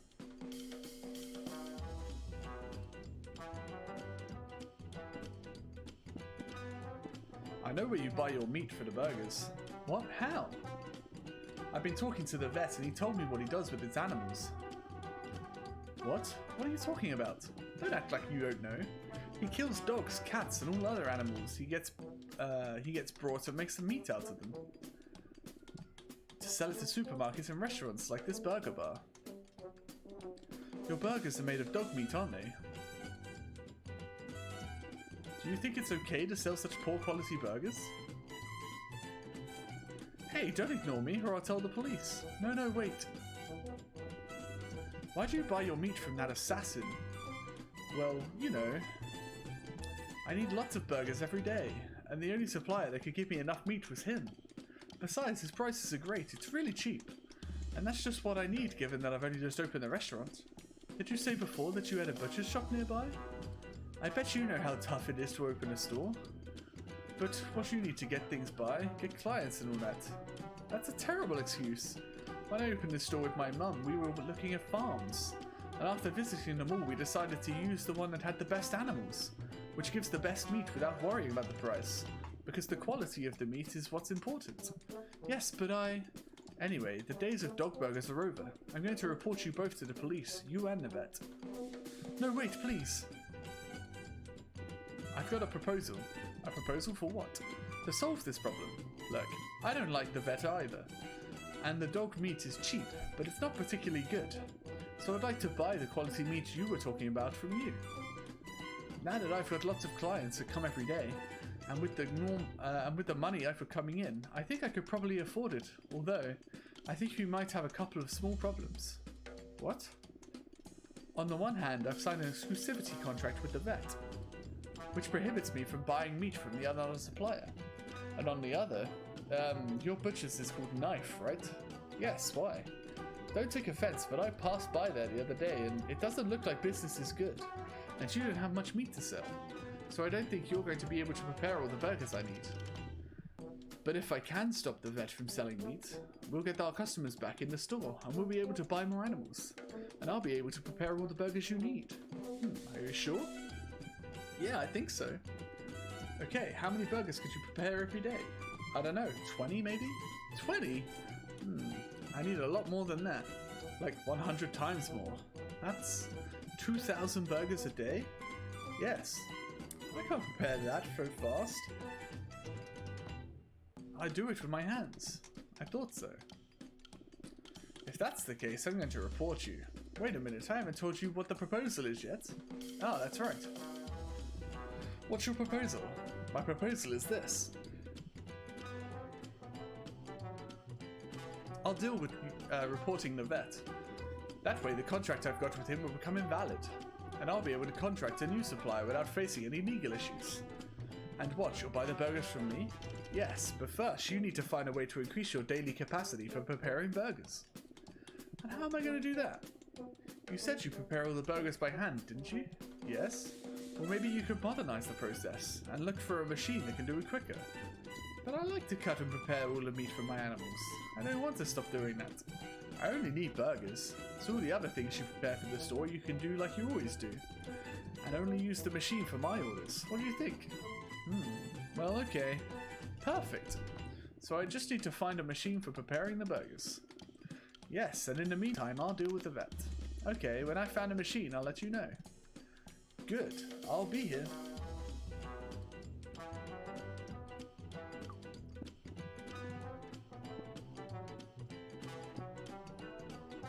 The man with the tank of milk died from eating dog meat.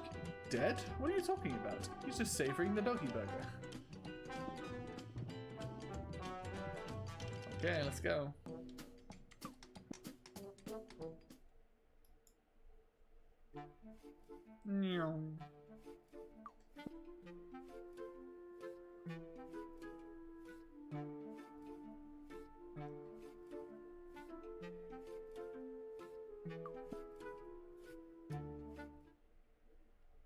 Can go see Nika.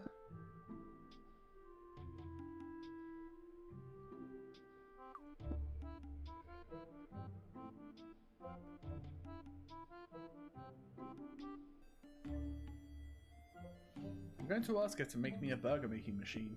Hey Nika, I need a machine to make burgers. You're good at that sort of thing. Could you make me one? I could make one, but I'm in the middle of my project, so I can't. Oh, I thought you were going to help me. Okay, don't make that face. I can't make the machine for you, but I'll take a look and see if there's one around here that you could use. What do you think? Okay, better than nothing. You wanted a machine for making burgers, right? Yeah, but it needs to be able to make at least 2,000 a day. Okay. Did you finally decide to update the equipment at the butcher's? That's right. Cool. Okay, I found a meat mincer. In the technical specs it says that it also makes burgers, and it's got the capacity to make more than 2,000 a day. It's been a while since it was last used and it's in perfect condition. Cool, where is it? It says it's at the zoo on the outskirts of town. Okay, at the zoo. Thanks, Nika. No problem. I wish I could help you more, but my project needs me. Doesn't matter. I'll leave you to your things. Okay.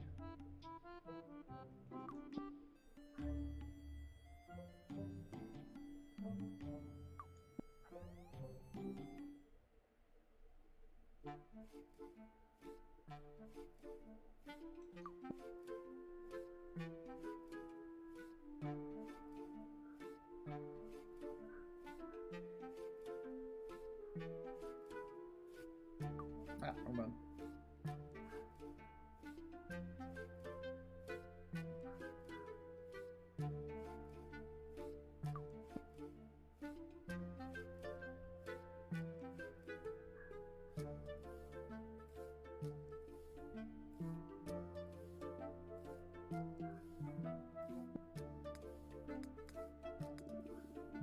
Nikki gave me this USB some time ago. Yep, save.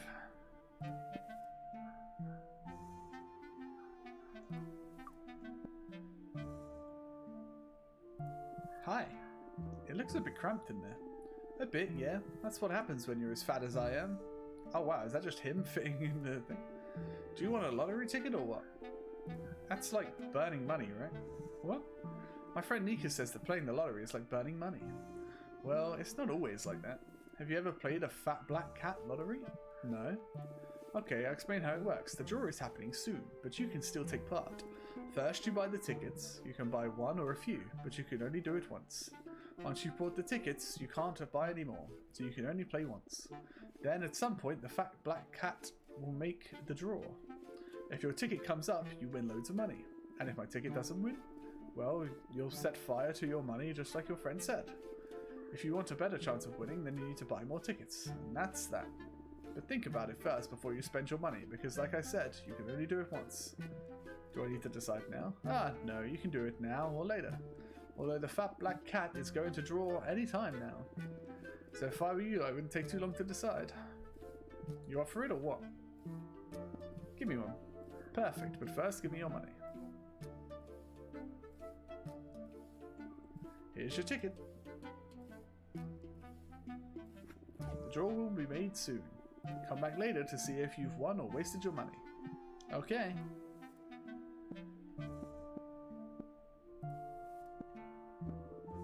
I'm going, I got things to do. Okay, see you later then. Hope the fat black cat brings you good luck.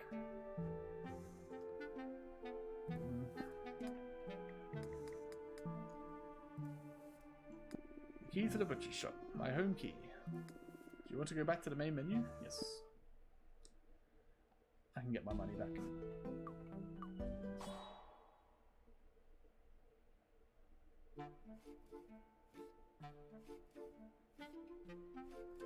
Win a free zoo ticket.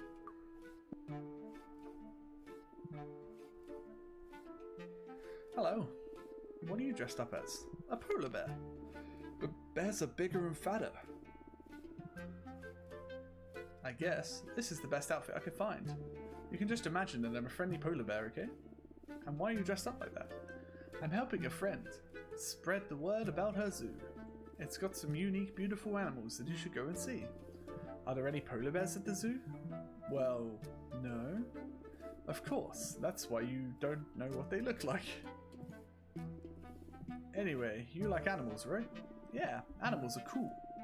Fantastic, because we've organised a game for boys and girls just like you.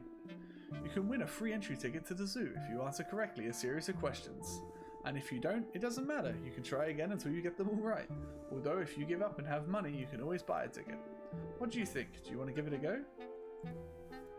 Yeah, sure. What are the questions for the competition? Do you want to have a go? Excellent. Let me explain. One of my favourite fairy tales from when... My phone just went ham. When I was your age, was the town musicians of Bremen. Do you know it? No, doesn't ring any bells. No, I recommend it. It's really good. It tells the story of 4 animals which have got old and no one wants them anymore.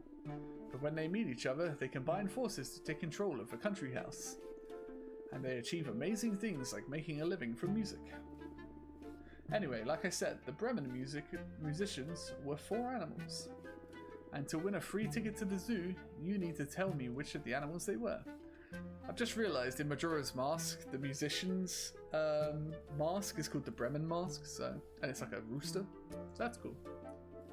This is how we'll do it. I'll give you 4 groups of animals, and from each group, you tell me which animal was one of the musicians. Got it? Okay. Very good. Let's start with the first group. Snake, vulture, cat, or spider? Which of these animals is a Bremen musician? Cat. Well, well. More animals. Bear, rooster, rat, or cow? Among these animals, which of them is a Bremen musician? It's the rooster, like the mask. Okay, let's move up to the third group. Elephant, tiger, rhinoceros, or donkey? Which one is the musician? It's the donkey. Ah, okay, and to finish up, the last 4 animals, deer, pig, dog, or wolf. Which of them is the last Bremen musician? It's the dog. Excellent, you got it right. The musicians of Bremen were a cat, a rooster, a donkey, and a dog. How did you know the answer if you don't know the story? I don't know, luck, I guess. Seriously? You were really lucky, huh? Well, here's your free ticket, well deserved. With that ticket, you can go in and out of the zoo as much as you like. You'll see, the animals at the zoo are really cool. I need to... no, I don't think anything else. Okay, have a good time at the zoo. KHM 027. You want a ticket to the zoo.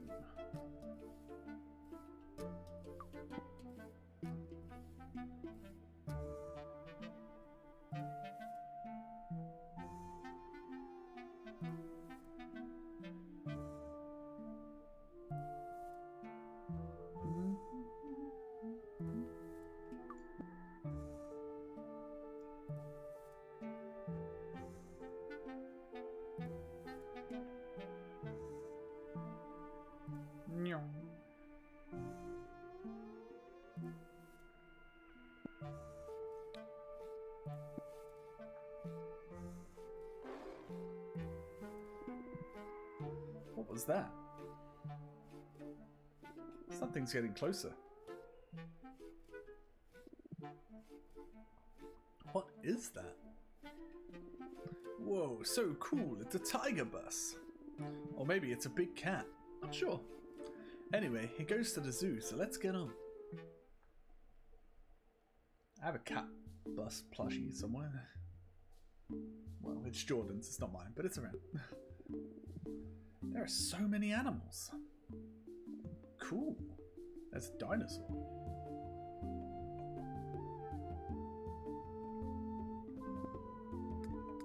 Meatballs. I think I've got something for you. I don't want stale peanuts, thanks. They're not stale peanuts. Take it, you're gonna like it.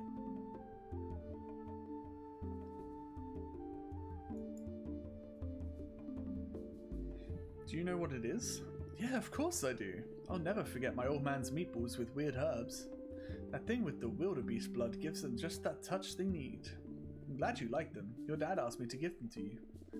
Actually, for the two of you, but you ate them all. Doesn't matter. My brother is asleep. He hasn't even noticed you're here. So you met my old man. Are you going to bring me some more meatballs? I think he said that there aren't any more. Well, that's pretty crappy, because the food around here is rubbish. Damn it. I want to eat antelope meatballs every day. Is the food here really that bad? It's just not just bad, it's awful. Every day is just a different version of the same crap that I can't even bring myself to sniff. I wish my old man was the cook here. He really knows his way around a kitchen. I've got to go, okay? Laters.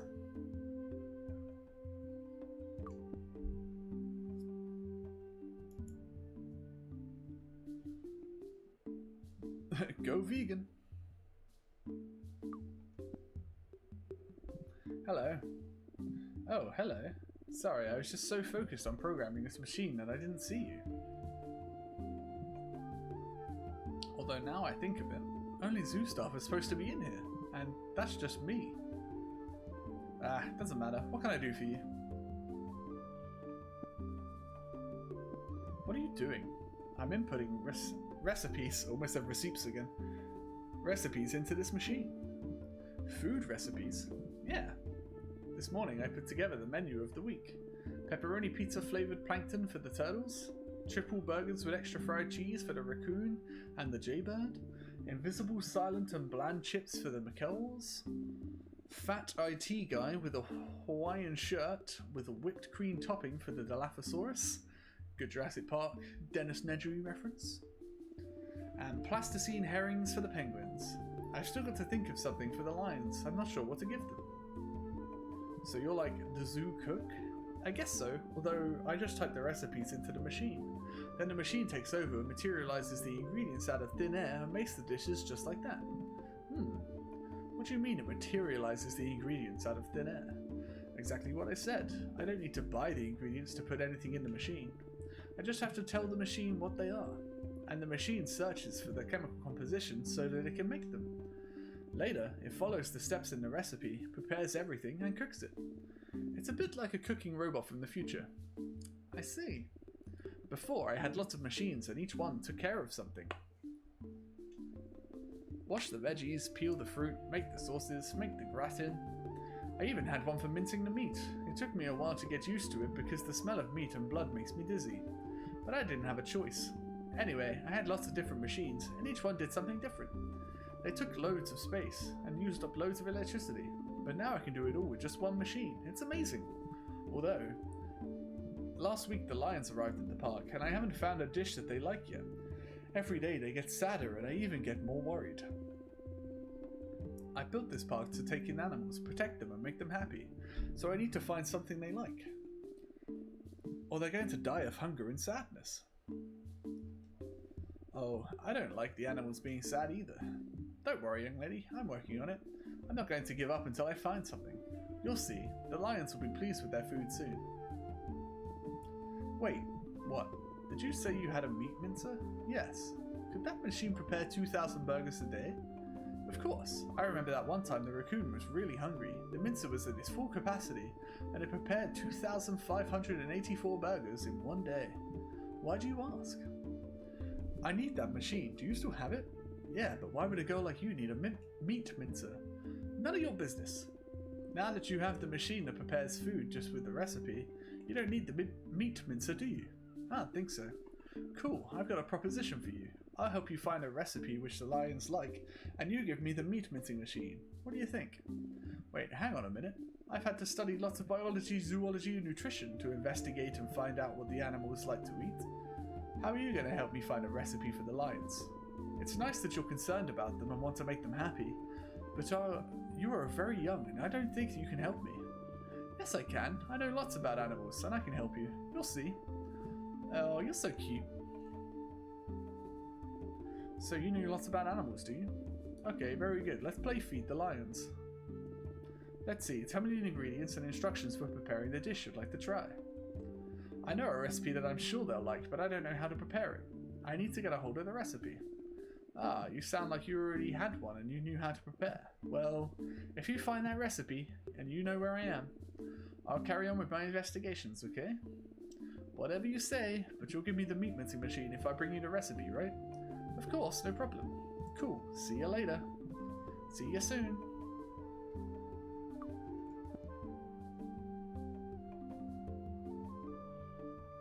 Let's go back to Daddy Lion. Can't believe that raccoon ate 2,584 burgers in one day.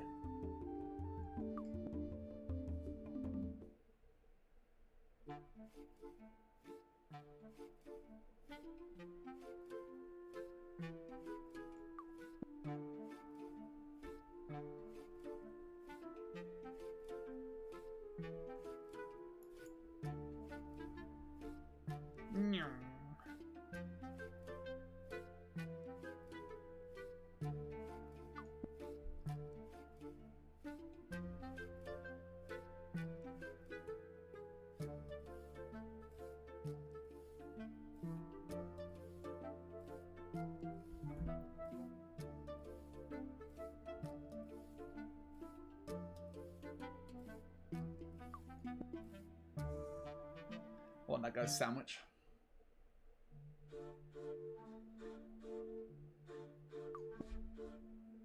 Hello again. How's it going? Don't be down, your kids love the meatballs. Really? Did they eat them all? Yeah, he said he wished he could eat meatballs every day. Great. But I won't be able to cook meatballs ever again because the antelope is extinct. And the savannah has become a desert, so there aren't any fine herbs in it. All I have is this recipe, and that won't make me anyone. Oh, and that won't make my cubs happy. Do you have the antelope meatball recipe there? Yes, why? Look, I've got an idea. The cook at the zoo has a machine which prepares all the food for the animals. Your kids don't like the food they're getting, but if I take your meatball recipe to the cook, she can put the details into the machine, and your kids will be able to eat as if you were cooking for them every day. They'll be happy forever. Well, I'm not sure the machine will make them with my love like me, and I doubt they'll taste as good as mine. The machine sounds cool though, right? Maybe the machine won't make the meatballs with love, but don't you think it's worth a try? If it works, your kids will be able to eat their favourite food every day thanks to your recipe. You're right, I need to put away my pride. I might not ever see or cook for my kids again, and they deserve the best I can give them. Here, take the recipe. Cool. You'll see everything will be better once I've given the recipe to the cook at the zoo. I'm sure. Although I hope they don't forget about me when they're eating antelope meatballs every day. Right, back to the zoo.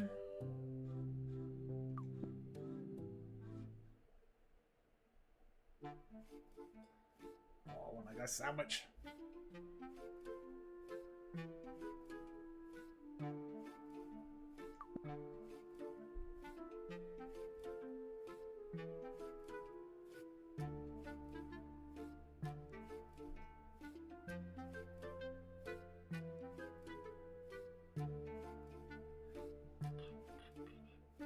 So much running back and forth. I'm glad I figured out there was a run button.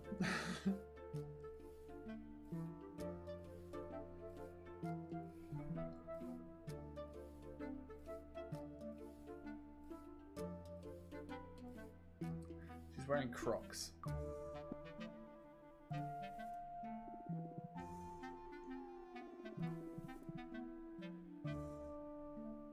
Do I have to use the ticket each time?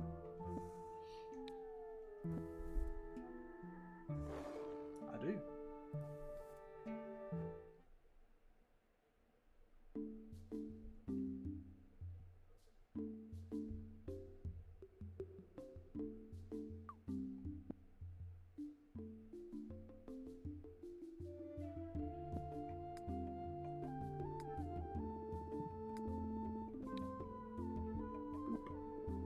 I found a recipe for the lions. Oh, really? Yes, it's for antelope meatballs with herbs and other things. Here you go. And how do you know that the lions are going to like this? I told you, I know lots about animals. Come on, put the recipe in the machine. Okay, I'm on it. Let's see. First, the ingredients. Baby wildebeest blood. Gross. Kids these days have a lot of imagination. Hey, the recipe is real. I didn't make it up. Of course it is.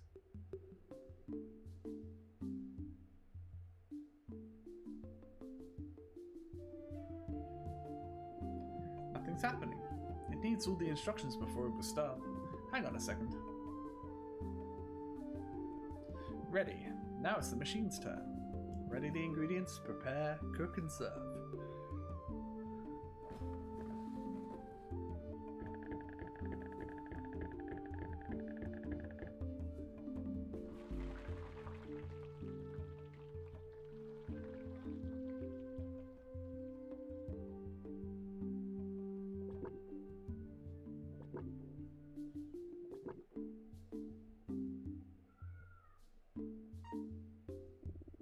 I can't believe it.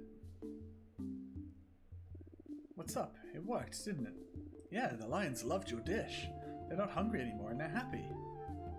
Where did you get that recipe? I just asked the dad lion for it and he gave it to me. That's it. Dad lion? Yeah. Hey, now the lions are happy with their food, will you give me the meat mincer? I've got things to do. Ah, yes. It's just that... What? Are you sure you won't hurt yourself with it? Of course I won't. Give it to me. Anyway, I've seen kids with toys more dangerous than a meat mincer, although the machine is heavy, so you won't be able to carry it on your own. I could send it by messenger. How does that work? You give me the address where you want it sent, and a courier company will pick it up from my warehouse and deliver it. It's almost instantaneous. They're really quick. Okay, excellent.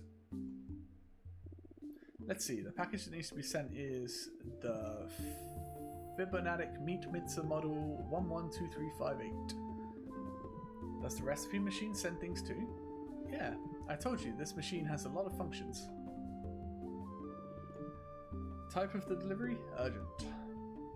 Now give me your name and delivery address. Agath Knife. The address is Butcher's Knife in town. Okay. Ready. Cool. Hang on. Did you say Butcher's? Yes. Why am I sending the machine to a butcher's? Because that's where I live? What? I live at the Knife Butcher's. What do you mean? I'll tell you if I promise you not to go on about child exploitation and all that, okay? Do you really live in a butcher's? Yes, and I work there. I kill the animals and my mum sells the meat. I don't believe you. Yeah, although right now we don't have any customers. But the woman from the burger bar said that if I prepare 2,000 burgers a day for her, she'll place all her orders with us from now on. That's why I need the meat mincer. So I can put the animals in there and make burgers quicker. That's horrible. No, it's not. It's really cool. Right now the animals are a bit scared of me, but of course they're scared of you. You're an animal assassin, girl. I'm not an assassin. That's the vet who kills dogs, cats, iguanas, and other animals that aren't for eating. And then sells them to restaurants and supermarkets. What? You're all nuts. What are you doing? Shit, I can't cancel the delivery. They already delivered the meat mincer. The meat mincer. Ah, cool. No, it's not cool. I've just given a meat mincer to a child butcher. You tricked me. You said you liked animals. But I do like them. I wanted the lions and their dad to be happy too. That's why I went to get the recipe. Well, for that and of course the meat mincer. Get out. I never want to see you in my park ever again. Tough. I've got a ticket that says I can come whenever I want. Get out of here, I said. Okay, but I'm going because I want to. I'm not an animal assassin. Get out!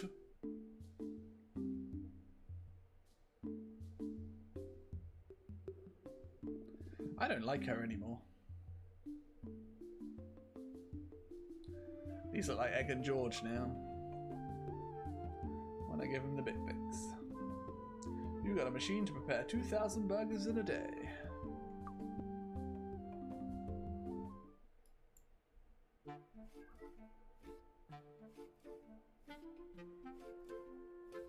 Speaking of George,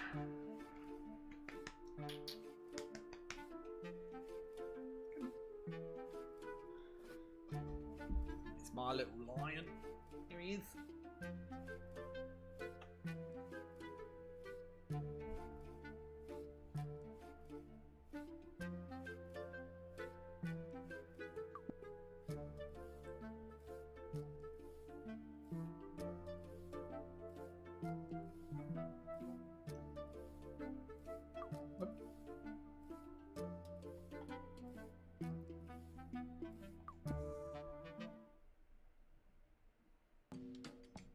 Adam Richmond's still dead.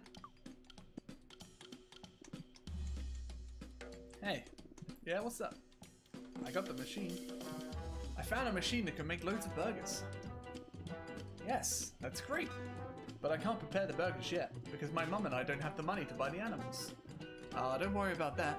I'll put the first order now and I'll pay you up front. Would that be okay? That's right. Great, let's see then. How much do you want for 2,000 burgers? 1 million. You're joking, right? I thought your burgers were going to be more expensive, but not that much more. I don't know, my mum deals with that stuff. In that case, I'll call her to sort out the details. Okay, but what's going on with the vet? Earlier, I told the police everything that he's been doing with the animals, and they told me to get on the case, so I don't think they'll take long in shutting him down. Cool. So, we're okay, right? Yeah. Great. When you've got the animals and I have prepared my first meat order, this place will be only serving burgers from the best butchers in town. In the world. Sorry, in the world, no doubt. Knife is the best butchers in the world. Okay, coming back. Yes. Okay, I'll just clean up these glasses and then I'll call your mum. Okay, I'm going now anyway. I need to speak with my mum. Great, see you later.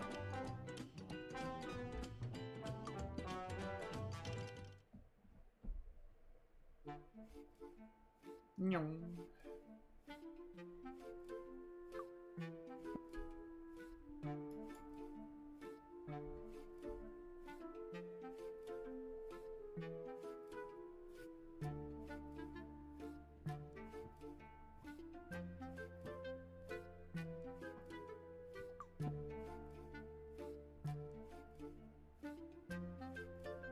Hi, George.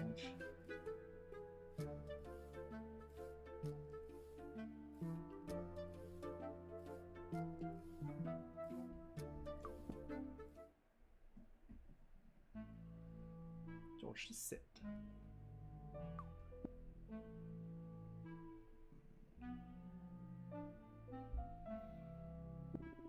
Did the person in charge of the burger bar call you? A moment ago, yes. She told me all about the vet, the dog meat, and the 2,000 burgers a day. Now I understand why they brought that machine in the back room here. It's to deal with the order from the burger restaurant, isn't it? Yeah. Did the girl pay for the first order? Yes, although... What? Here you go. What's this? It's the title for the store with your name on it. Now the butcher's knife is yours. Ah, cool. Thanks, Mum. Yeah, well, the problem is that I spent all the money from the burger restaurant's first order on lawyer's fees for the change of name. All the money? Yes, Agatha, we've got nothing left. Really? That's an expensive piece of paper. Anyway, we're back to where we started. Or worse, because now we have an order but no animals. That you can leave to me. I'm on it. Yes. Given the grades you've been getting at school, you didn't seem that smart. But you've uncovered all that about the vet and the dog meat, and you convinced the girl to give us all the orders. How is that possible? Ah, I know. It's because we went to the church the other day to pray. Oh, now Egg Boy is here too. Yeah, I'm sure that was it. Anyway, I'll take that paper with the change of name I have to do something with it. Of course, Agatha, the title was for you. Don't worry. I'll stay here and pray a bit more. Looks like it works. Okay, see you later. Bye, Egg Legs.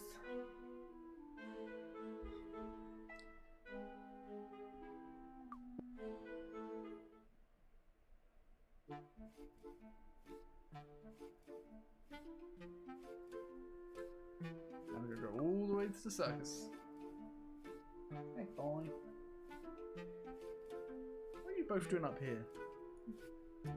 You can go in the garden. You're free to do whatever you like. I'm just lonely.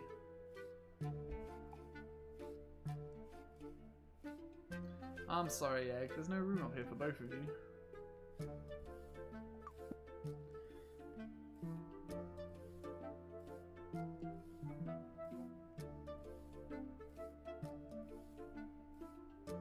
Ah, I hate doing that.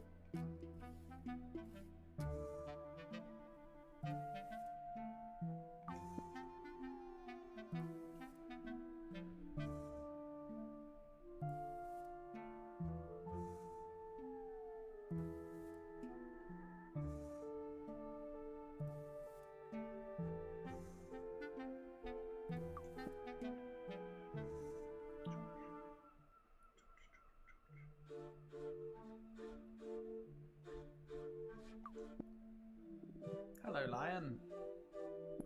Thanks to your recipe, the zoo's cook machine makes antelope meatballs with the essence of fine savanna herbs and baby wildebeest blood reduction. I don't know if they're as good as the ones you make, but your kids like them. Fantastic! I'm so happy. I can't tell you how happy it makes me knowing that my kids can enjoy my meatballs. Thank you so much for helping me. I'll see you later, okay? Whenever you want. Happy Meal.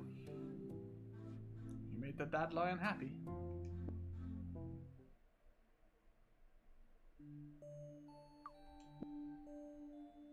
The butcher's is in my name now. Sandro, the awesome master of divinations. Tell me. Look what I've got. Oh, is it the deed from the store with the name changed? Yes, now the butcher's knife is mine. So I can use the abattoir as a sanctuary for carnivorism, right? Exactly. Very good. Let's keep the paper inside the sacred book so everything is together, okay? Okay. Fantastic, Agatha.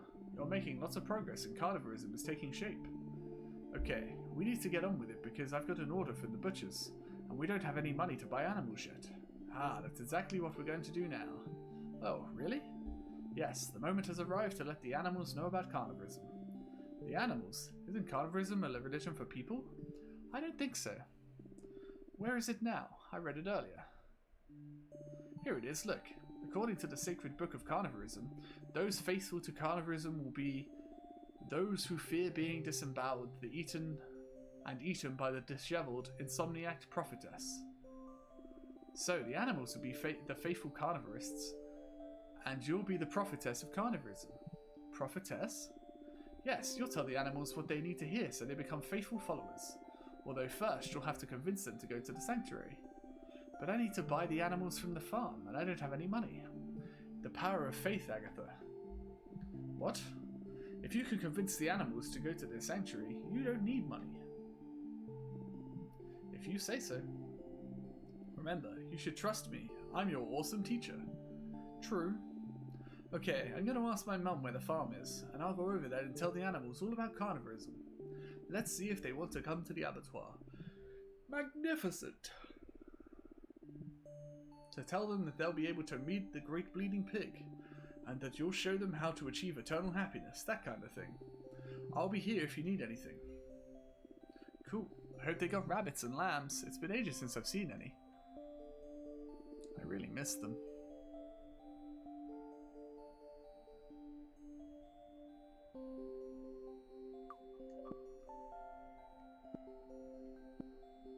Little entrepreneur, the butcher's is in your name.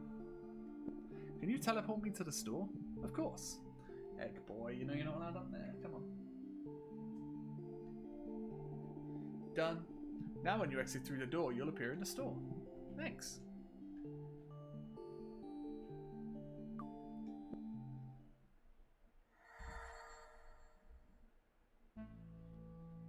Right.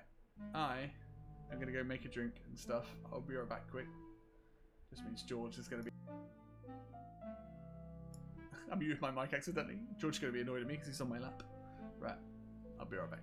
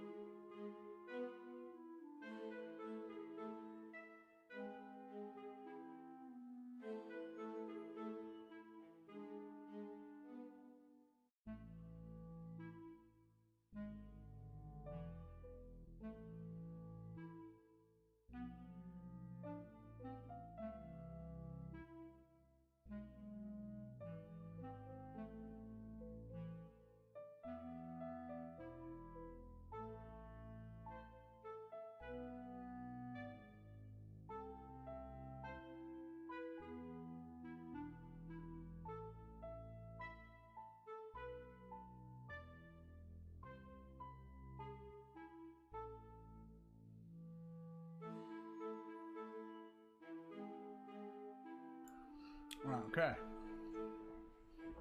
Let's go get some piggies.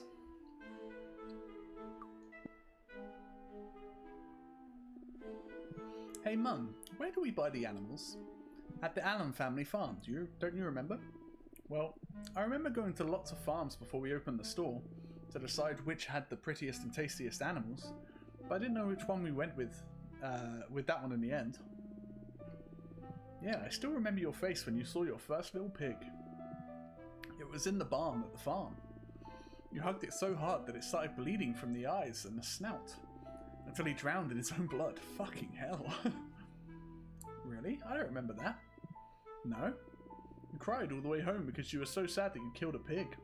Anyway, because it was an accident, Nika's aunt didn't charge us. The truth is, she's always been really good to us. But now we owe her so much money, and I don't think she's going to be sending us any more trucks filled with animals until we've paid off all the debt. Well, I'm going to try and get something. If it goes well, we'll be able to pay for quite a few animals. No one gives us anything for free in this world, Agatha. It's the power of faith, Mum. What? Oh yes, I'll keep praying so that everything turns out okay. Are you going to the farm then? Yeah, where is it? Before it was a long way away, about 4 hours in the bus. But a few months ago, Nika's aunt told me that she wanted to be closer to her family, so she moved the entire farm and her house next to the town. I don't know the exact address. And you can't call her and ask her for it? Well, you know. What? They just cut us off for not paying the telephone bill, Agatha. Oh, well, I'll go and ask Nika then. Ah, say hi to her mum for me, and let her know that this Christmas we'll be giving them cans of foie gras instead of the usual ham. I hope they don't notice that it's out of date.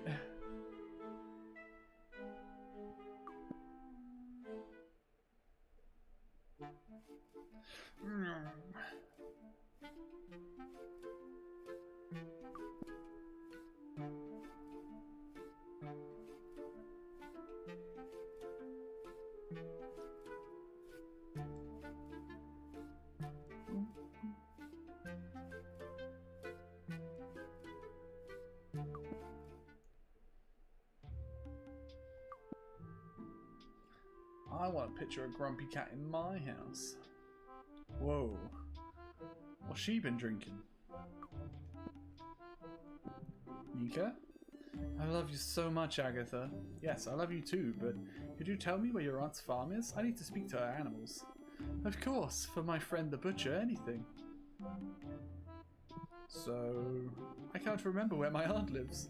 Hang on, let's see if I can remember.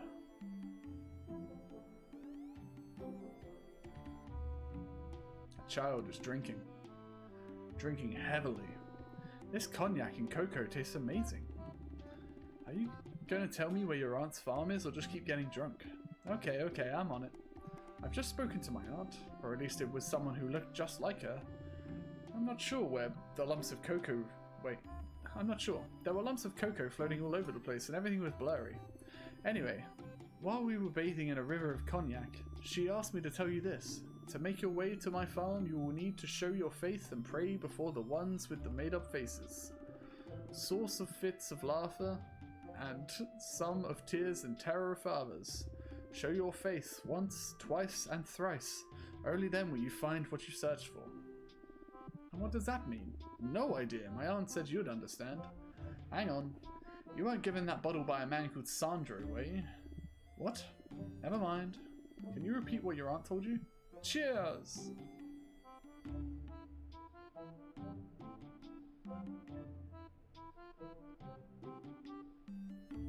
Wow, amazing. Okay, my aunt says, to make your way to my farm, you will need to show your faith and pray before the ones with the made-up faces. Source of fits of laughter for some and tears of terror for others. Show your face once, twice, and thrice. Only then will you find what you search for. I don't understand any of it, do you?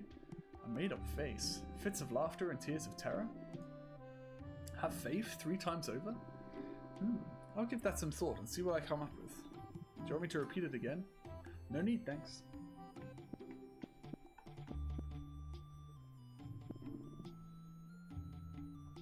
What are you drinking? My special concoction, a cocoa shake with a splash of cognac. This batch is pretty strong. I think I got the proportions wrong. But isn't that for adults? No, it's for me. It's a cocktail for when I need inspiration. Like now, I just broke the device I was using for some tests. Maybe after a couple of swigs I'll be back on my game, and I'll be able to keep working.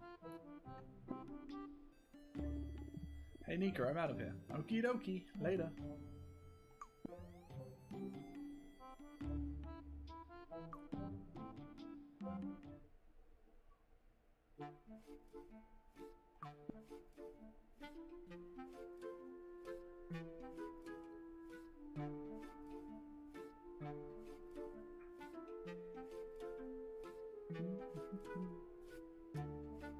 There's a transformer eating here now. fence is closed.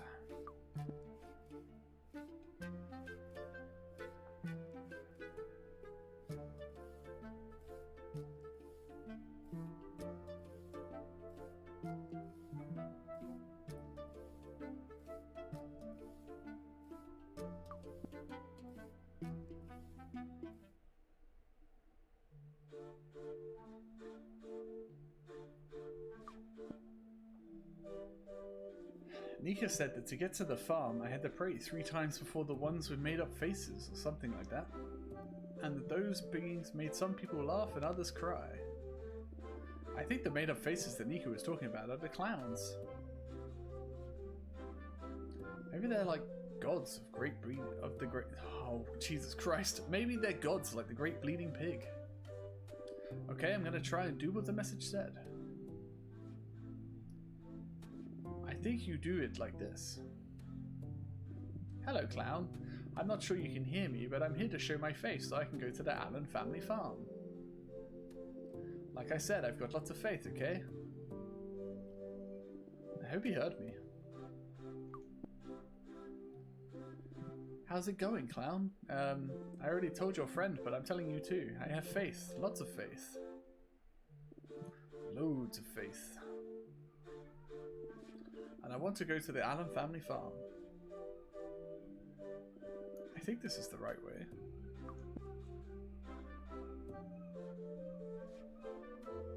Hello again, clowns. I need to go to Nika's auntie's farm, and I need to know the... and I know that you know where it is. Can you help me? Hey, boy. Come on, I've asked 3 times. I did it right, didn't I? Please? Oh my god, how annoying is this little girl? We were just fine before you turned up. Sure is. What's your problem? Are you the gods of the circus or something like that? Gods? What the hell are you talking about? It's just really strange to see a sign speak. I've never seen anything like it. Well, now you have.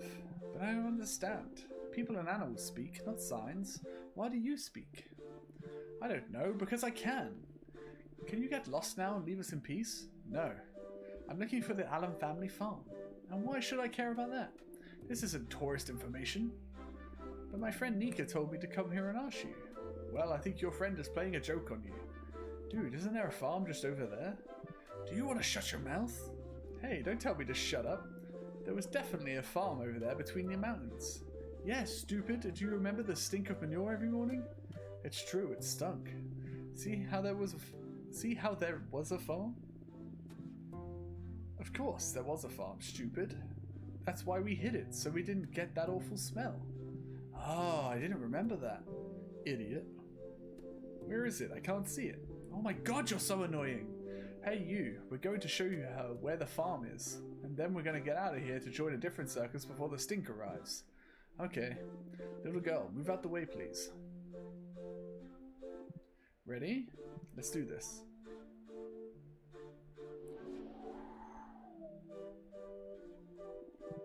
There you go. Enjoy the smell. We're out of here. Whoa, what a smell. Come on, let's get out of here. Okay.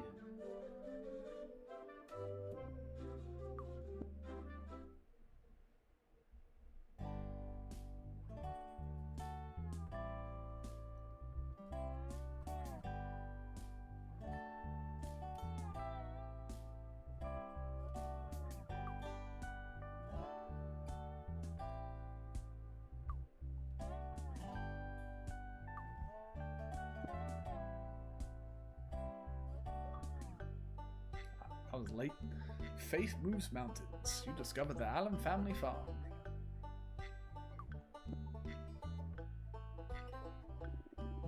Hello, are you Nika's aunt? Hello? She can't hear you. Speak up. Lady! Oh, hello. Are you a bit deaf? Can you say that again? I can't hear very well. Ugh, whatever. Are you Nika's aunt? Yeah, that's me. Are you Agatha?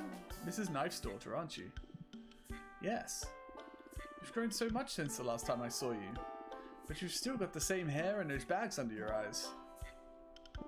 Could you send the animals you've got to the butchers? What did you say? I asked if you could send the animals you've got to my butchers, you deaf bitch.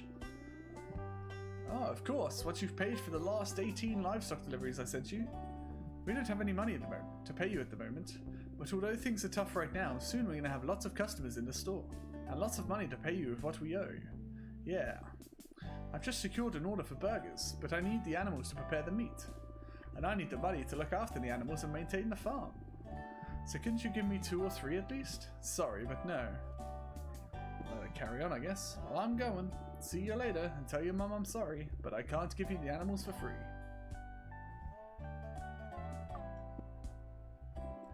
Hey pigs, how's it going? Bad. Awful. Why is that? Well, because they told us that one day a truck will come and take us to one of those butcher places to kill us and then eat us. Ah, of course. So you're scared? Lots. It's not cool to be slaughtered, you know. Cool, because I've come to help you. Help us? How? We heard you saying you want to turn us into burgers. It's true, I heard that too. We're not deaf. Hang on while I explain. I am the prophetess of carnivorism. And what's that? Have you heard of the Great Bleeding Pig? No, but it doesn't sound good. Not at all. Well, the Great Bleeding Pig is the god of carnivorism, which is a religion for animals like you, that are so scared that someone is going to kill you, chop you up and eat you. We will help you to not be scared of the truck or the knives, or make sure you'll be happy forever after you die. You're joking, right? No, it's not a joke. If you come with me to the carnivorous sanctuary, you can meet the Great Bleeding Pig. You're messing with us. I don't believe it. How are we supposed to be happy if they want to eat us? We're not stupid. But that's true, really. Happiness comes after you die. It says so in the sacred book of carnivorism, I promise. Come with me to the sanctuary and you'll see. This carnivorism thing seems a bit shady to me. Let's see. Where's the sanctuary? At the knife butcher's. Get back, crazy girl! Makes sense. Before she said she wanted to make burgers out of us. Murderer! I'm not a murderer. Let her speak. I've had lots of friends like you at the butcher's, and we always had a cool time playing and telling stories. Although later, when it was time to be turned into steaks and thighs, they were scared and they cried until they bled out. That made me sad, so I went to the Great Bleeding Pig to ask for help, and he told me that thanks to carnivorism, all the animals can be happy after they die. But before that happens, you need to come with me to the carnivorous sanctuary. This whole eternal happiness thing sounds cool, but I'm not convinced about the part where we have to die first. What do you think? I don't know. Maybe the big pig or whatever he's called can give us a demonstration. That would be cool. Hey, we don't understand this eternal happiness after you die thing. So we want to be so we want the big bleeding pig to put on a demonstration for us. Well, I'll ask him and see what he says. So you're going to go to that girl's butcher's? Yeah, we'll go to the sanctuary to see the bleeding pig's demonstration. Cool, let's go. Wait, what? We can't go now, the farmer's right there. And although she's deaf, she'll definitely notice if we leave the stable now. So what do? We'll go a bit later when the farmer goes out to sow the seeds in the vegetable patch. Well, okay. Hey, I'm in too. Just in case all that carnivorism thing is true. Oh, really? Go on then, I'll come too. Cool. Is there enough room for all of us in that sanctuary? I don't think that'll be a problem. I don't want to risk it. I want to be able to see the demonstration. I don't want to miss it either. Can you bring us some entry tickets to the sanctuary? You don't need them. You're all invited. We want tickets. Free though. We aren't paying. That's right. Okay. I'll make some tickets for the sanctuary and come back later. Good. We'll be here. That's if a truck doesn't come to take us to a different butcher's. Hurry up. I'm going.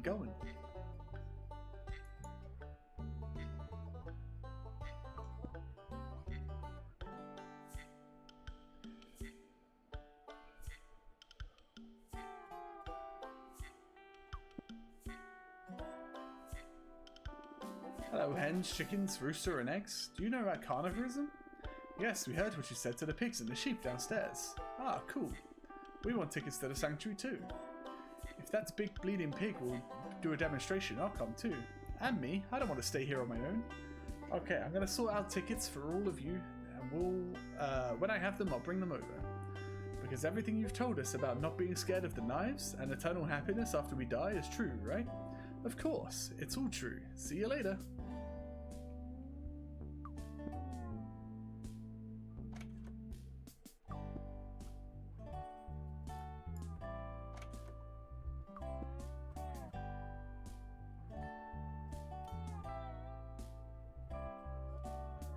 This way. Alright, gotta get the hell out of here now.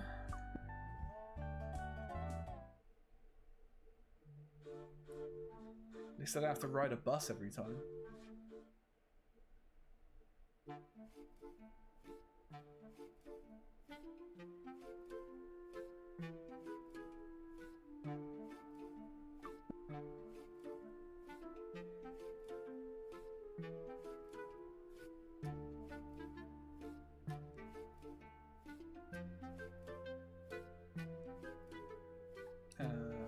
Nope.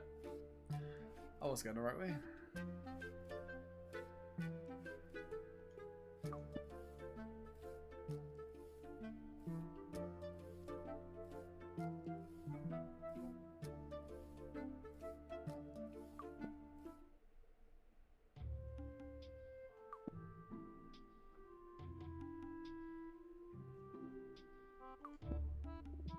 Hello. Hi. You stopped drinking? Yeah, I don't need to drink anymore. Thanks to a few gulps of that stuff, I've got my inspiration back. And now I'm full speed ahead. Cool. Can you print tickets with your computer? Tickets for what? They're for a party I'm going to have at the butcher's. Are you going to organize a party? You? Really? Yes, but it's a party for animals. You can't come. Don't worry about it. I don't like parties. Okay, so can you print the tickets for me or not? I don't have much ink in the printer, and I need it for some blueprints and manuals for my project. Although if you want, I can help you with the design. Print one and you can get photocopies made. How about that? Well, yeah, that will work. Cool. Let's do this. We'll have a design in no time. Let's see. What do you want me to put on the ticket? Join carnivorism. The new religion for animals who are scared of being turned into meat. Come to the carnivorous sanctuary at the Knife's Butchers and meet the person, the god of carnivorism, the great bleeding pig. What sort of party is this? It's a secret. Okay, doesn't matter. No reason for you to tell me anyway. We all have our little secrets. Shall I draw some blood? Okay. Cool, we got a design. Let's print it.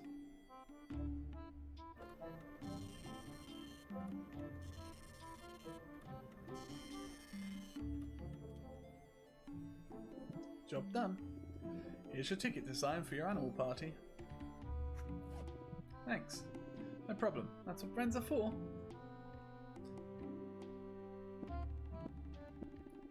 I'll leave you with your computer. Yeah.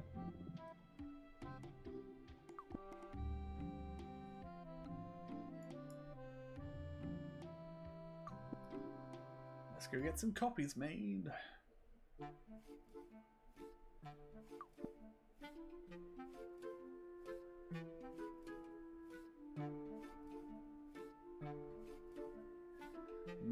Pizza.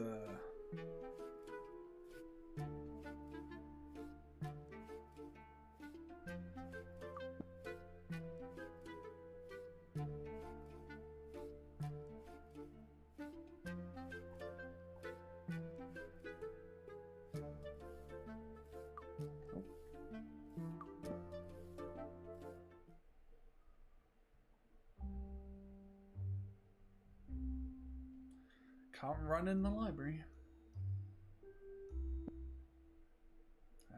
That one. Whip. Now we can use it.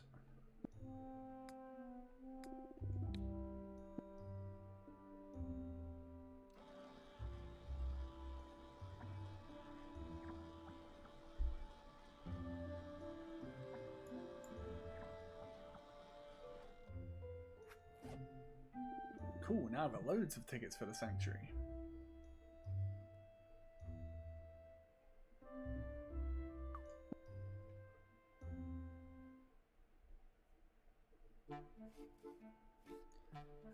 This way, back to the farm.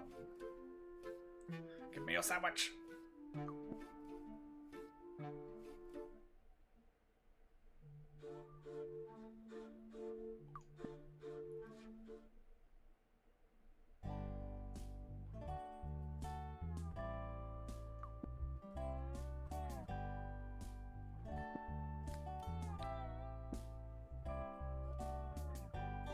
I'm back. Have you got the tickets for that sanctuary place? Yes. I want one. Give me mine. Don't worry, there's enough to go around. Can you give the tickets to all the animals at the farm? Yeah, we'll give them out later. Cool, thanks. So we'll be able to see the demonstration by the big pig, right? Yes, I'm going to tell him now so he can start preparing. I'm scared. Don't worry, it's going to be cool. You'll like the Great Bleeding Pig. Carnivorism is going to make you the happiest animals in the world. You'll see. I hope it's like that. Anyway, we'll see you at the sanctuary later, when the farmer goes to plant things in the vegetable patch. Okay, see you later.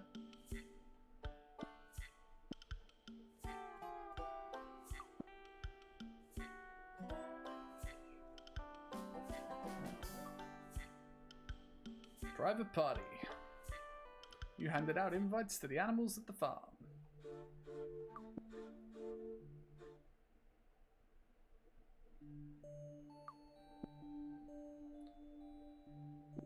Hey, Sandro. What's up? I've convinced the farm animals to come to the sanctuary. Well, to the butchers, I mean. Fantastic. But they don't like the idea of being killed so they can be eaten. They're not convinced by the idea of eternal happiness yet. I understand. And what did you say to them? That at sanctuary they'd meet the Great Bleeding Pig, and that he'd carry out a demonstration to help them believe and not be scared anymore. A demonstration? Yes. They got all excited and wanted tickets to see the demonstration at the sanctuary. Like it was a party. So I made a load of tickets so they can all come. Perfect. What? I did the right thing then? You did exactly what was needed to be done. I think the demonstration will go really well. Cool, because I thought I messed it up. Not at all. Don't worry. So are the animals at the butcher's already? Not yet. They're going to escape when the farmer goes to sow seeds and isn't watching. Okay. In the meantime, we're going to look for something elegant to wear to the party. But what are we going to do about the demonstration if the Great Bleeding Pig doesn't exist? I just read something in the sacred book that could solve that problem. I can't find it just now. Let me take another look. To get things started, why don't you go look for something you could use as a carnivorous habit? What's that? It's what those who represent a religion wear, people like you. And what do I need that for? The habit is just another piece of the puzzle that will make carnivorism more believable. When you wear it, the animals won't see you. When you wear it, the animals won't see a young butcher. They'll see the person that the Great Bleeding Pig sent to represent them. Because, who are you? I'm Agath Knife, the prophetess of carnivorism. Precisely. Cool. But does the habit have to be a dress? Because I don't like dresses. No. It could be a long jacket or a cape or a dressing gown. You'd wear those around the house. What about an apron I use when I kill the animals? It should be something a bit more elegant and mysterious, don't you think? A long tunic would be better. Okay, I guess. I'm going to look for something that I can use as a carnivorous habit. Wonderful. I'll keep reading what you wrote in the sacred book, and with the information I find, I'm going to prepare a kick-ass carnivorous party. Word. Cool. I'll see you later, Sandro. See you later.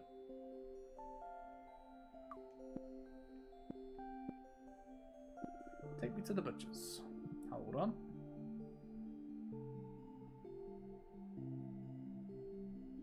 Done. Have an awesome journey. Thanks.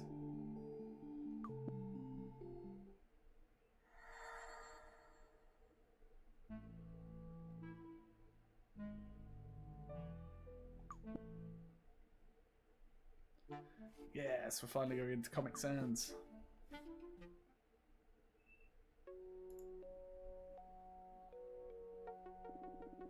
This place is full of stuff for geeks. Look at it all. One Punch Man. Captain Canada. R for Revenge.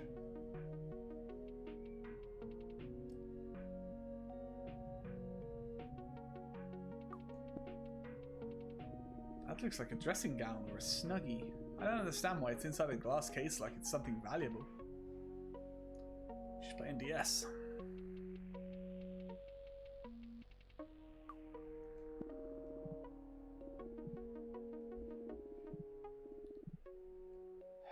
I didn't mean to click that. Hello, I've got a question. Tell me, how much is the dressing gown in the glass case? It's not for sale, and it's not a dressing gown. Have you seen the Interstellar Wars movies? No, I don't watch TV. What about going to the cinema? No. A dressing gown, as you call it, is a tunic worn by the Jedi warriors. Who are goodies in the Interstellar Wars movies. In fact, the tunic was a part of the wardrobe for the first film. You probably won't be impressed because you're not into this sort of thing, but before you is the only tunic of its kind in the world. That's why it's in a glass case. Right. How did you get it? Completely by chance. The homeless guy that hangs around here gave it to me, in exchange for a few hentai and Daikamakura of Misa Aman. Sounds like he is a fun guy. I was lucky because I don't think he knew what the tunic was worth. Do you know if the homeless guy has more tunics like that one? He can't have. There's only one and I have it. If you find something similar, it'll be a copy or a fancy dress costume. How much are you selling it for? I told you already, it's not for sale. Not even for a case full of money. That tunic is priceless. Besides, what do you want with it if you don't even know what the Interstellar Wars? None of your business. Would you exchange it for something else? There's only one thing I would exchange for the Jedi tunic for, but I think it would be even harder to find. I don't even know if it exists. What is it? The Enigmarillion. The legendary book that contains all the answers to all of the enigmas in cinemas, comics, and video games. Does Cobb's totems topple during the credits of Inception? Who would win in a fight and a death between Commander Shepard, Marcus Phoenix, and Master Chief? Probably Chief, I would guess. What the hell does the ending of Evangelion mean? Legend had it that the Enigmarillion has the answers to this and so many other questions. I need it. Okay, where can I find that book? If I knew that, don't you think I'd have gone and found it myself? Besides, like I told you, I don't even know if it really exists.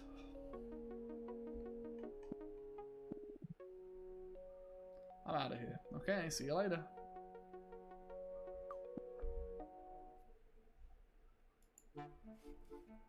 Whoosh.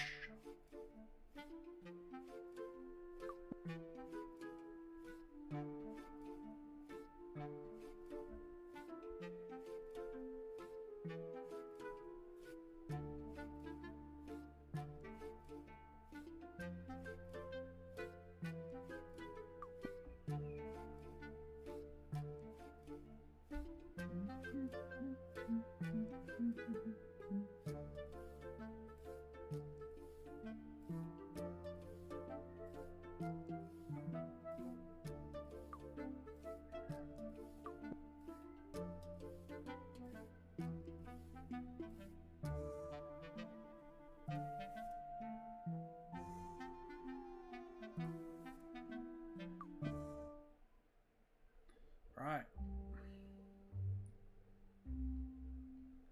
Up the thing we go. The elevator. Forgot what it was called.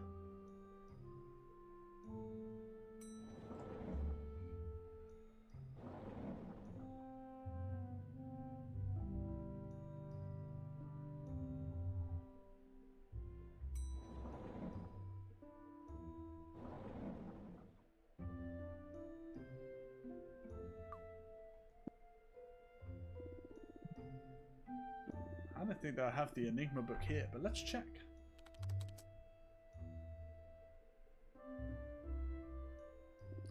No way, they have it. The Enigmarillion is in the art aisle, bookcase 2C. I thought it would be harder to find.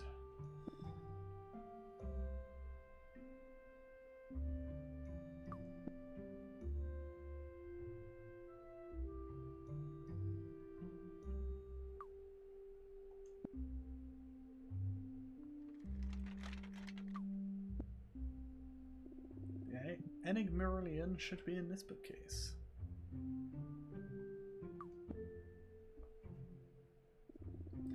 Let's see. Enigma Meridian. Enigma Meridian. That's hard to say. Ah, this must be it.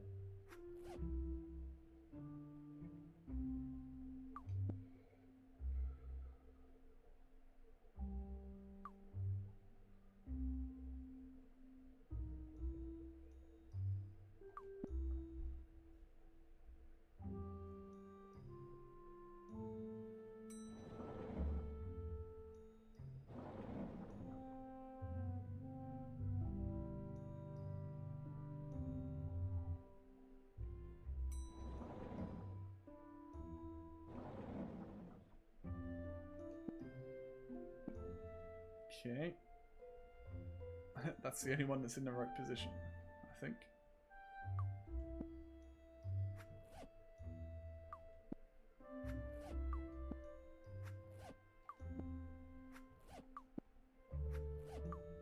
Okay, green's in the right place too. Alright, dark blue goes there. Oh, fuck, I'm just doing this all over brown up there. Green is there. Red is there. That is there.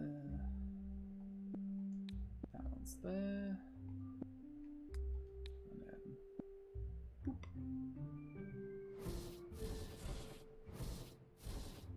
A magic book.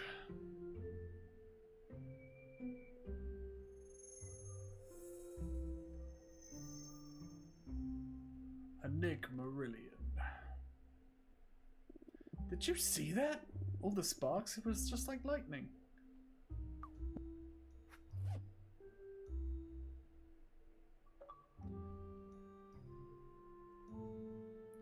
The Book of Books. You found the Enigma Meridian.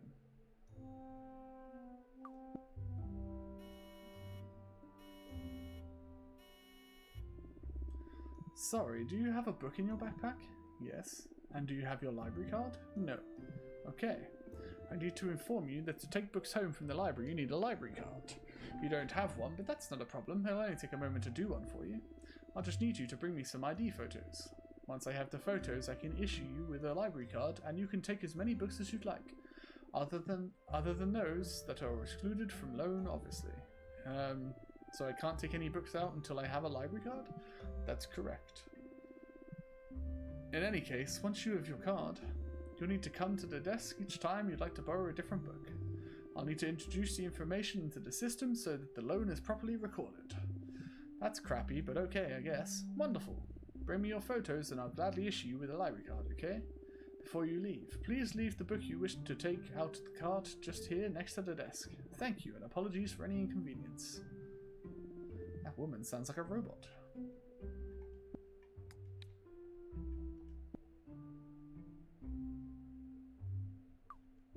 Notice board. Wait. Why is there a picture of Nika up there? Ah, okay. They've chosen her as the reader of the month. I'm not surprised she's always surrounded by books.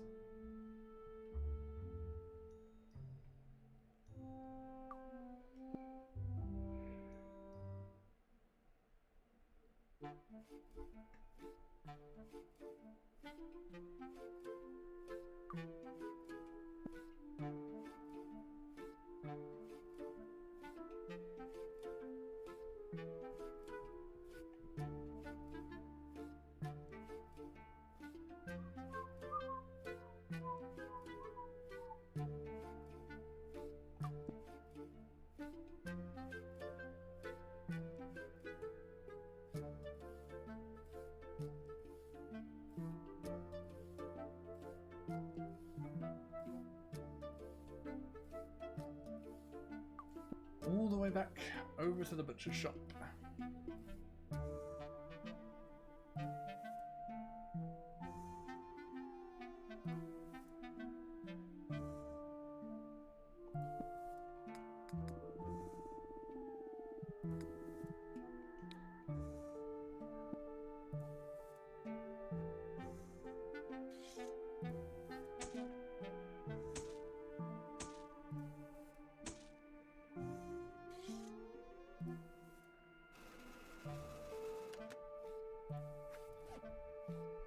I suppose I could use these photos for a library card. I'm looking my best in these photos.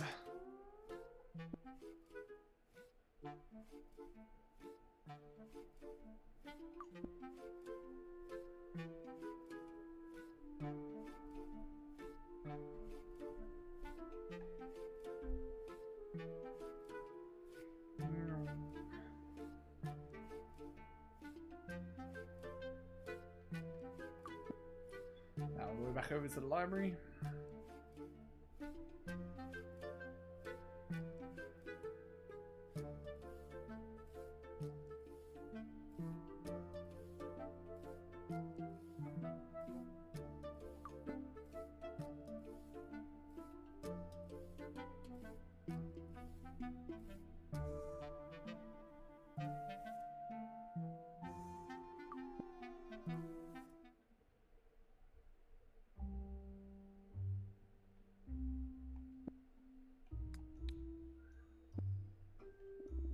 I got the photos. Will you make me a library card so I can take the books out? Of course.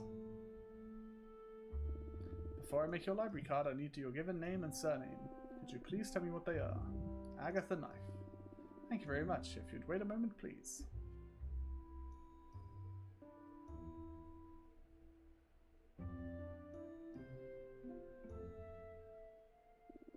Very good. Here's your library card. Does that mean I can take out any book? Yes, now you can take out any book you like, other than those which are excluded from being taken out, of course. In any case, remember that you need to come by the desk each time you'd like to take a new book out, as I need to introduce the details into the system, and for the loan to be correctly registered into the system. Okay, if you need help with anything else, don't hesitate to ask. Thank you for forming part of the library's readership. I hope you enjoy our books. Okay, let's enjoy the books like the lady said.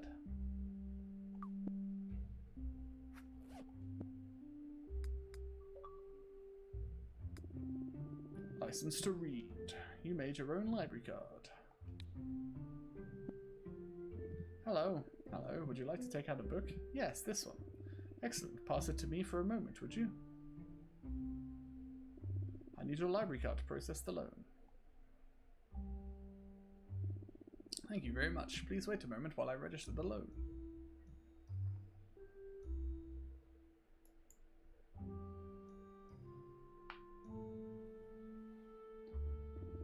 Perfect. Now you can take Enigmarillion home. Cool. I'd like to take this opportunity to inform you that the book needs to be back within 7 days. If you don't bring it back within that period, your library card will be blocked. In addition, and with immediate effect, a claim will be placed with the World Culture and Education Organization to request that you never be accepted to any educational facility or university in the world. Any questions? Isn't that a bit excessive? No, it's standard regulation for the associated infraction. Any other questions? No. Can I take the book now? I can't be asked to say it anymore. Of course, here you are. Thank you for forming part of the library's readership. I hope you enjoy the book. I don't care about that 7-day regulation or the university thing. I've already decided that once I finish school, that's it. No more education. That way I can be surrounded by animals and meat all day long, which is what I like.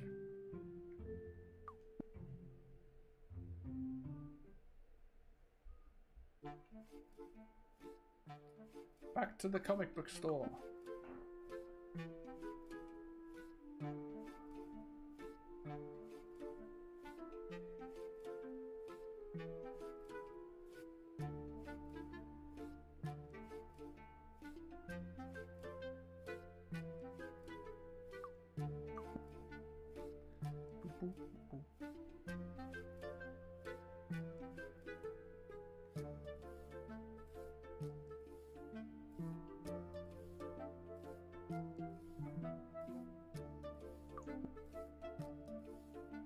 Almost there.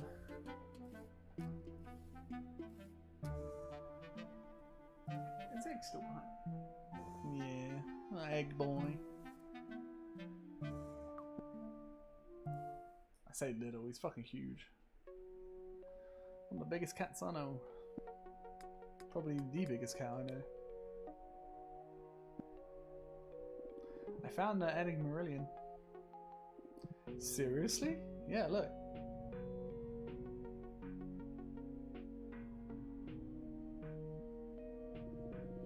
What? Is it the real book or not? Without a doubt, it's like the legend says.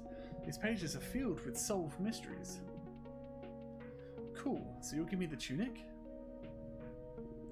It says here the Finn sword. It's more powerful than Anduril and He-Man's power sword combined.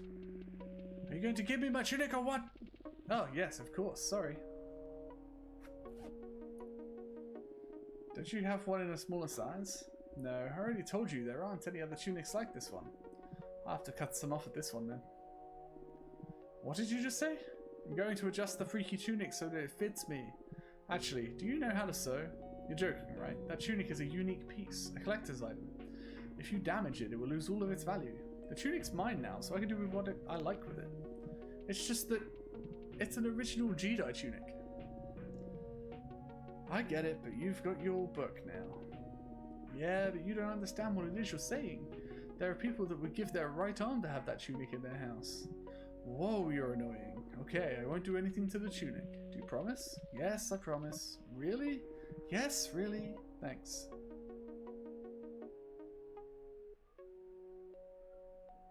I lied.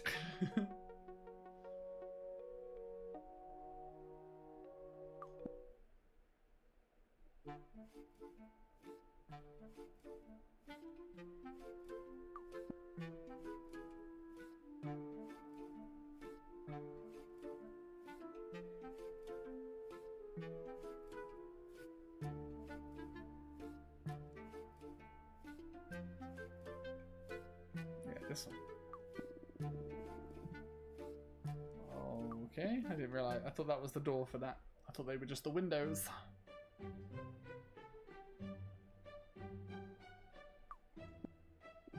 Hi. Hello, how are you? What can I do for you? I've got a tunic, but it's far too big for me. Could you make it smaller? Of course, but you'll need to pay up front. Money? Would you take something other than money in exchange? Sorry, I don't do exchanges. Actually, do you know what? If you bring me one of the burgers, I'll do the adjustment you need for free. You want a burger? Yes, but it has to be from the burger place across the street. They've got the best burgers I've ever tried. But you know those burgers are made from dog meat, right? What? The burger bar uses meat from abandoned dogs and cats. It was the vet who sold the meat to the burger restaurant. And he sold it to the supermarket where everyone buys their meat too. That's why the meat was so cheap, because it was bad quality. But don't worry, it's all sorted now. Soon they'll be changing the burger recipe to good quality meat. But I don't care if the meat is from a dog or a cow. I like the taste of the burgers they have now. So if you want me to adjust something for you, you best bring me a dog meat burger. Either that or pay me with money. I have some money here somewhere. Oh good. How much do you have? Yep, that's enough.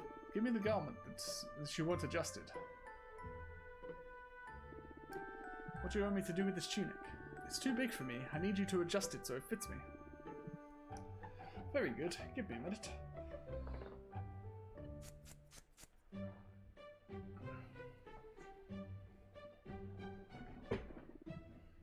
Ready? Here you go. Ah, by the way, here's your change. Thanks. No problem. It'll look great now I've adjusted it.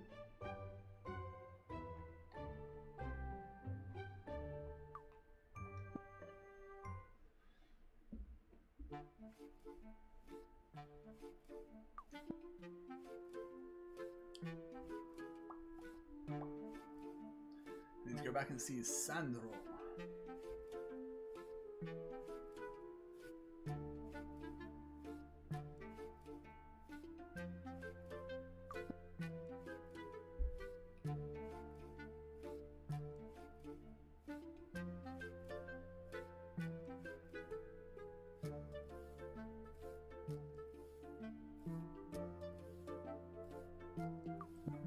Strange that I haven't had to talk to these guys once yet. But I guess there's quite a fair few people I haven't actually interacted with.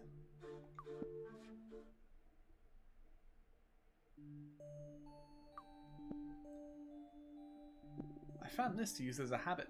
Let me see. Dark with a hood and in your size. And it's elegant and mysterious, just what we need. You got it spot on. Cool. Take it, you'll need it. Is that it?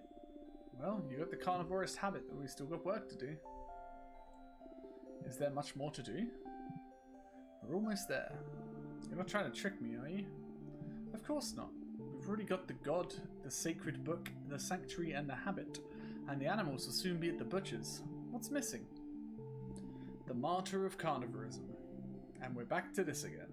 Sandra, I don't know what a martyr is. The martyr of carnivorism must be a willing to give their life to the great bleeding pig, to demonstrate to all other followers that the true path to eternal happiness. That's to say, to make the farm animals trust you, and to make them believe what you say about carnivorism. One of them will have to be utterly convinced, and be willing to give their life to the great bleeding pig without hesitation. I don't know how I'm going to do that, because at the farm, none of the animals believed a word I said. They all want to see the demonstration I told you about first. That's precisely why we need the martyr for, to carry out the demonstration. Ah, okay. So, does the martyr have to be an animal? Maybe I could ask a person. I don't think it would work if the martyr was a person. If it's an animal, it will be easier to convince the other animals. Okay, I'll have to go back to the farm and see if I can convince one of the animals. See ya. Agatha. What?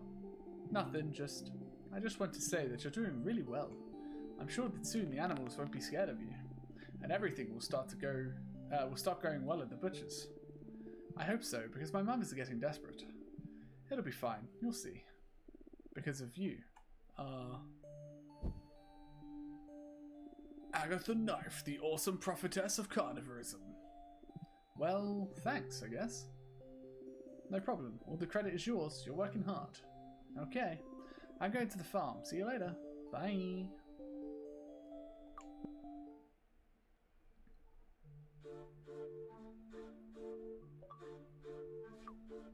The habit makes the monk. You got a carnivore or a habit that fits, something like that. I missed what he said. Hello, little pig. You again, what do you want? He's alone. Why aren't you with the other animals? Because they left a while ago to go to your carnivorism thing. Carnivorism. Carnivorism. Carnivorism. What does it matter what it's called if it's all a lie? But it's not a lie. Of course it's all a lie. You just want to kill us, I know it. That's not true. I just want to help you be happy forever. Come to the demonstration at the sanctuary, and the great bleeding pig and I will show you how it's done. No thanks. I don't want my throat slit. Besides, if the pig existed, it wouldn't be necessary to go somewhere to see him. Isn't he supposed to be a god? Well, he can come here and explain all this nonsense right here.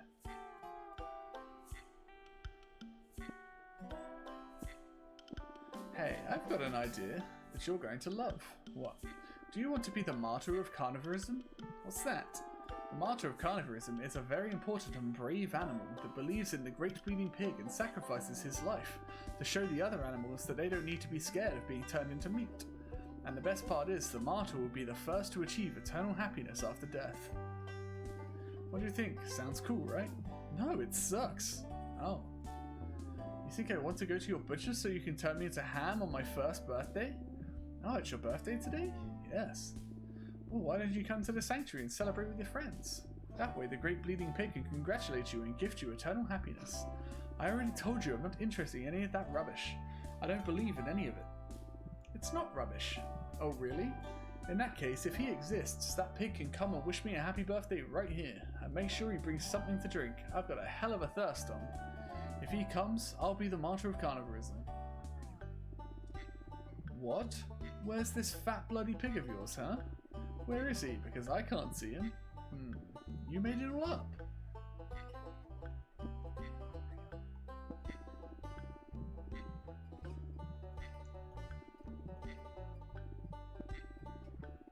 Don't bother coming back. You're not going to convince me to go to your butcher's.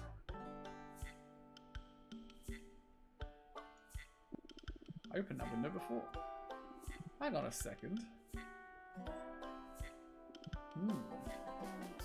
Is it me or does the stable look like a pig's head? Yes, it does. It looks like the face of a giant pig. Although from here you can only see one ear. And his snout is a bit twisted.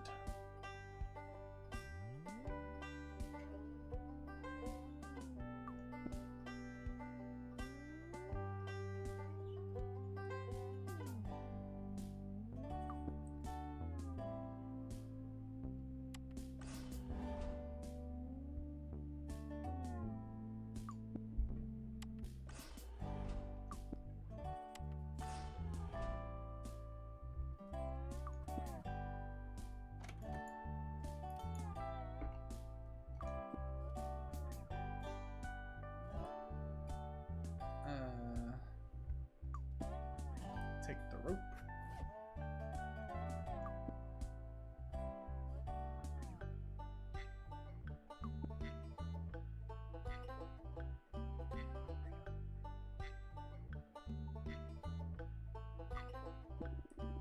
It looks like a swimming pool, but it's really high. It must be for adults.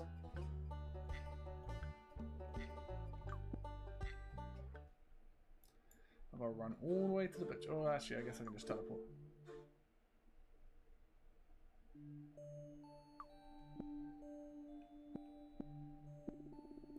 I want to go to the butcher's, but I can't be bothered to walk.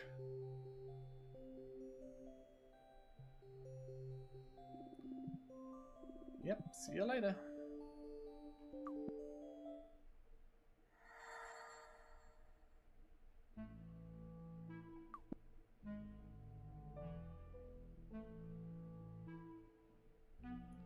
All that because I needed this bucket.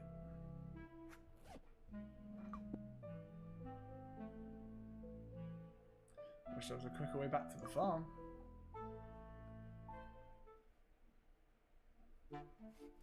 Zoom.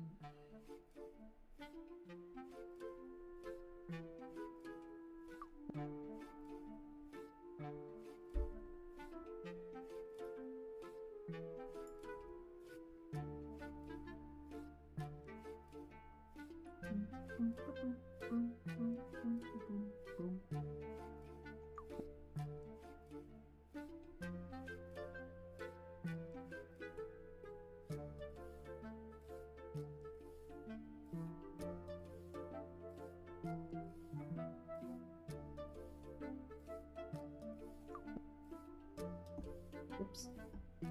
Getting pretty close to the end of the game. Well, that's it.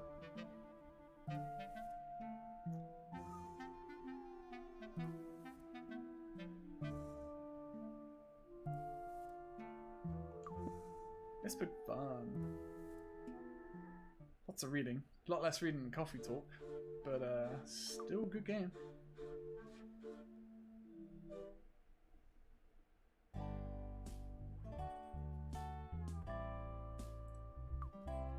Nope.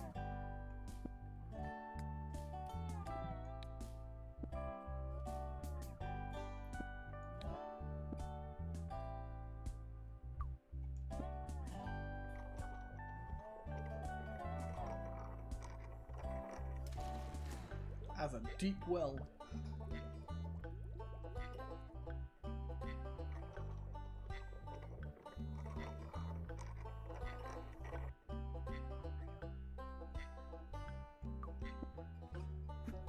That was really awkward to do with one hand.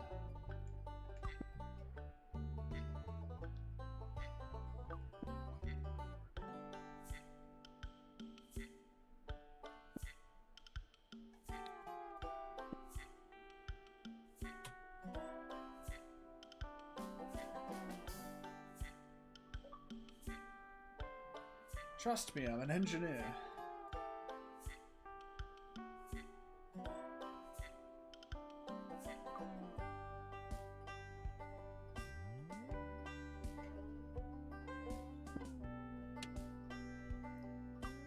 Man, that's hard. Has to land on a very specific thing.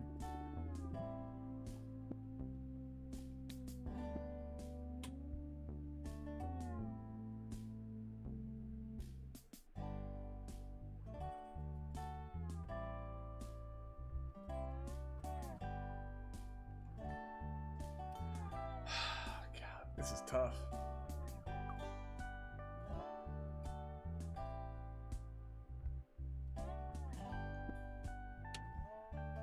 Damn it.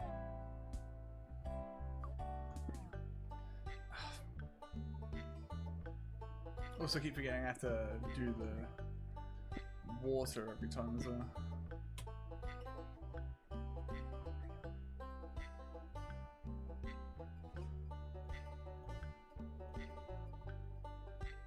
Three, 4, 5, 6, 7.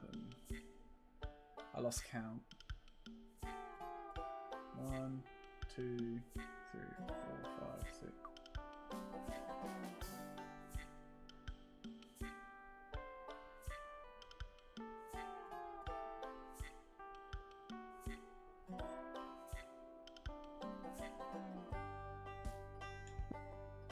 Oh, I missed it.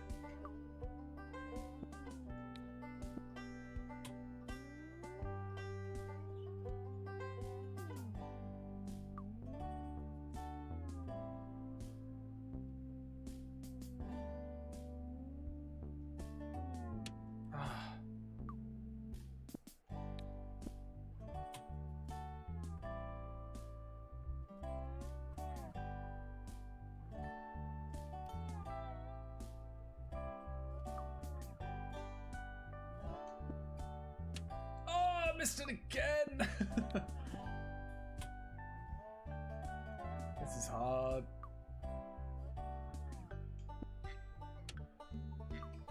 I just keep getting the one after it.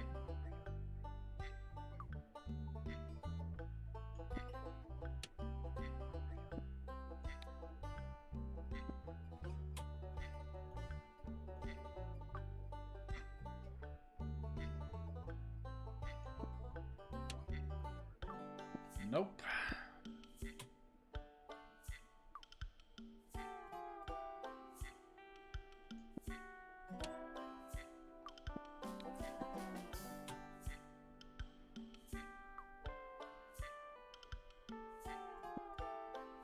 Hey, finally got it.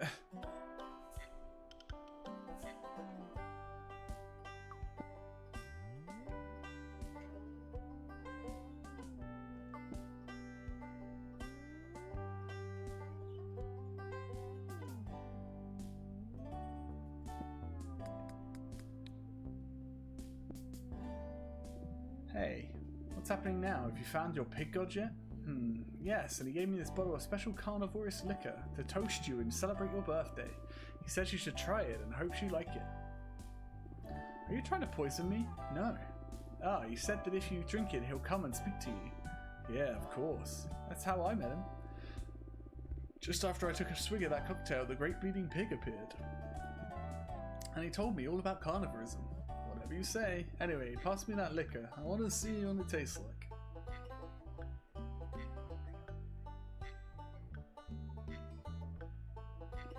This liquor's pretty good. Tastes great, right? Yeah. But I took a big swig, and I don't want to drink any more. I know what I'm like. Here, take your bottle.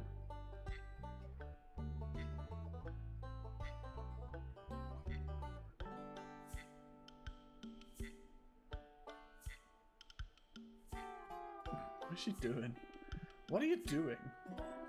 Connect you with your... What was it called? Oh yeah, your dormant imaginarium. My what? The dormant imaginarium. Is everything black? No, I'm seeing double and your head is twice the size as it was before. Boy, are you sure you haven't drugged me? No. And what about the fat bloody pig? Where's your god? I thought you said he'd come if I drank some of that booze. Yeah, but I don't know. But I knew it was all a load of rubbish. Anyway, thanks for the drink, but I'm staying here. Bye. Oh, I thought it was gonna work. Hello. You're so annoying. The god of carnivorism has come here to speak with you. What are you talking about? Look, he's over there. Great Bleeding Pig, this is the little pig I was telling you about. Little pig, this is the Great Bleeding Pig, the god of carnivorism. I told you he was real. The barn looks a lot like a pig's face now. Maybe the effect of the awesome cocktail will help. When I tried the cocktail, I meant the Great Bleeding Pig. Although Sandro used slamming his hot nation or what for that. I don't know. I hope this works, because I can't think of anything else.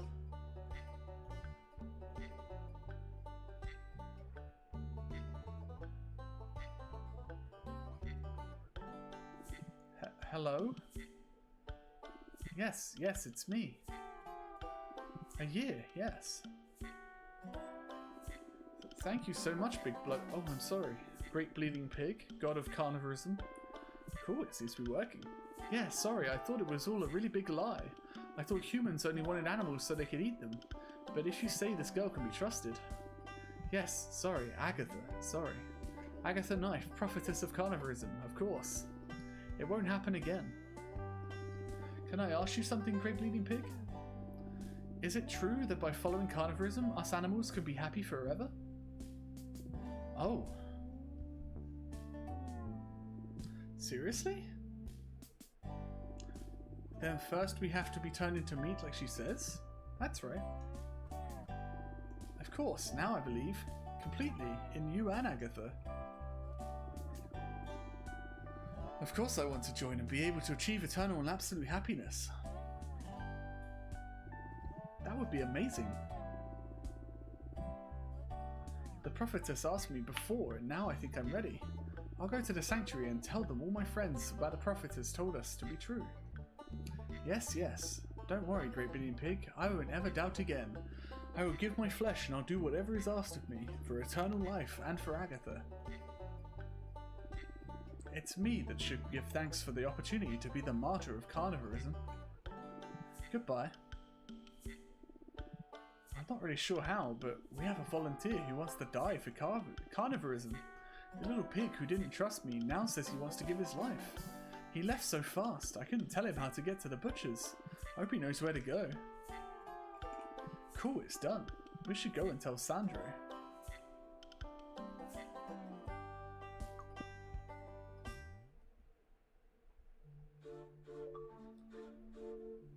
Mystical link. You convinced the pig to be the martyr of carnivorism. Alright, it's the last part now. Almost done. Huh.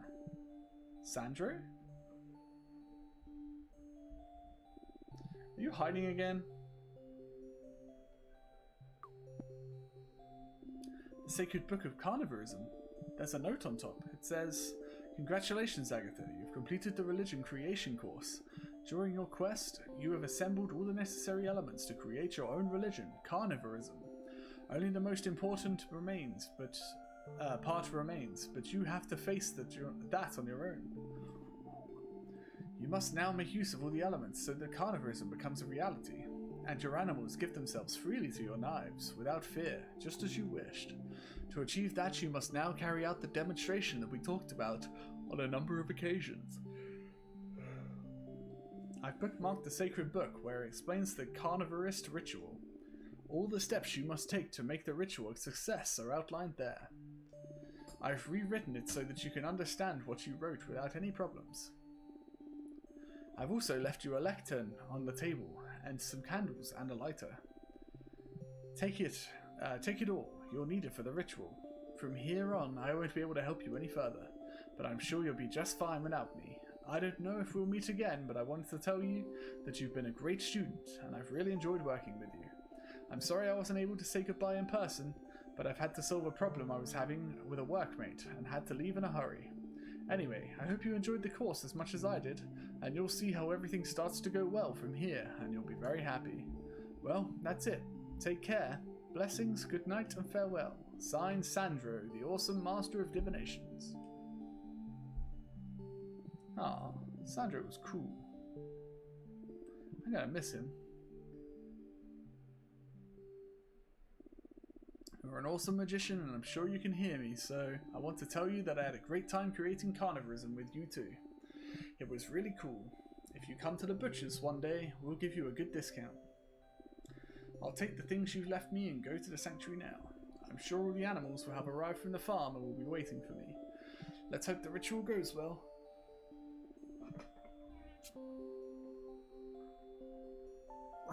Well, that's all.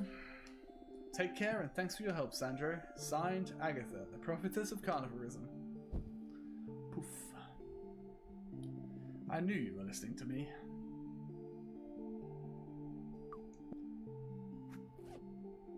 He said I should take the lectern too.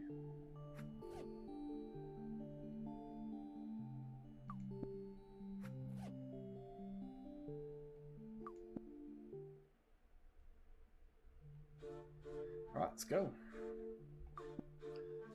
All the way back to the butcher's. I didn't get that guy's sandwich. So sad.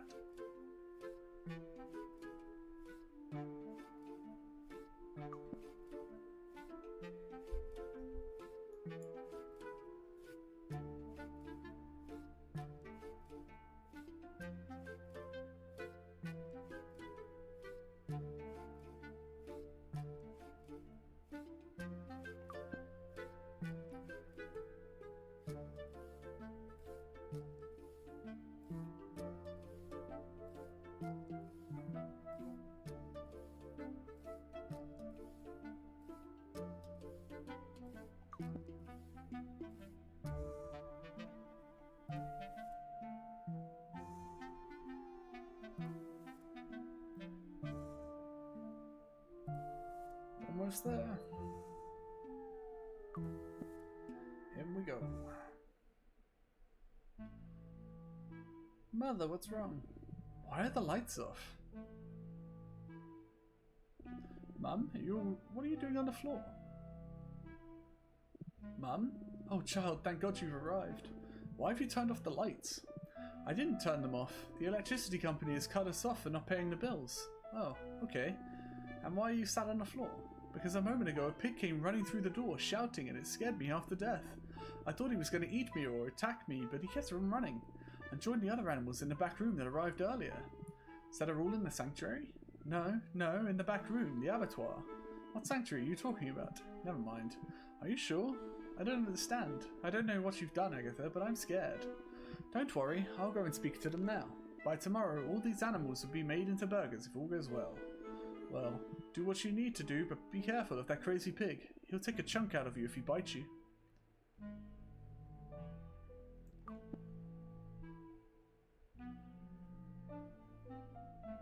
That's a lot of animals. Look, she's arrived. There weren't this many of them at the farm, were there? We had some spare tickets, so we gave them to some friends from another farm. That's not a problem, is it? No, it's cool. Okay, but where's the pig god? Yeah, didn't you say there would be a big bleeding pig would be here? Don't pester the prophetess, please. What's going on with you and that girl? She's called Agath Knife. Respect her, or the rage of the pig god will rain down upon you. I don't get it, man. Before we left the farm, you said you weren't going to come because you didn't trust her. That she was a liar, that this carnivorism was a trap so she could kill us. And now you're saying that we should do everything that she tells us to? Because the big bleeding pig said so? He's called the Great Bleeding Pig. And if you don't stop with your blasphemy, there'll be no place for you inside him. Isn't that right, prophetess? I don't know. We'll take a look in the sacred book later. But first, we're going to do something so that you're not afraid to be turned into delicious meat. Are you going to do the demonstration you told us about? Yes. Ah, so excited right now. Come on, let's get on with it. I want to meet the god of carnivorism.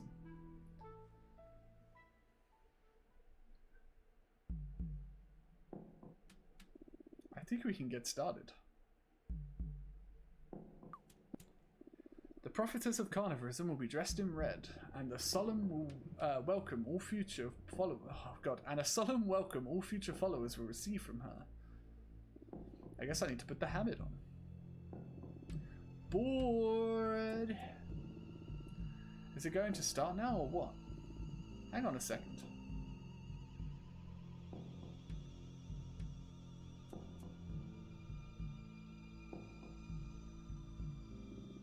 It looks cool, right? It looks great, Miss Prophetess. You're an ass kisser. Shut up, heretic. Not sure about that.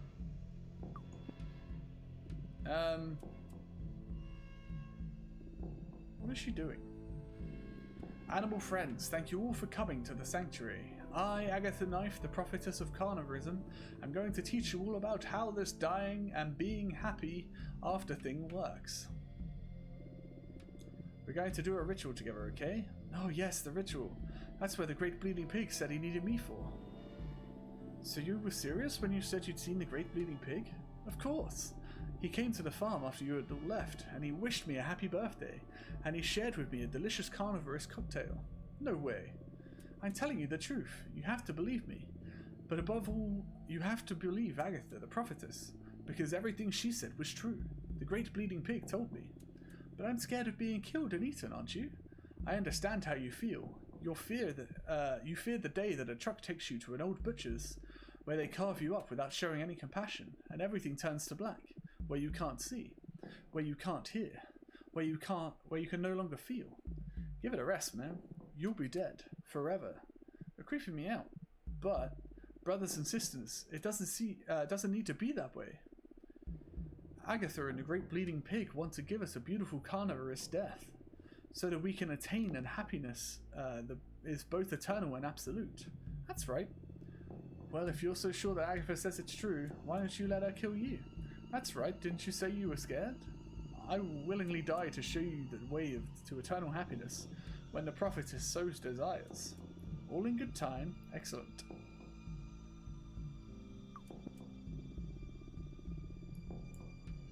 With awesome nectar at his feet, his radiant body he will take. The great bleeding pig has decided to speak.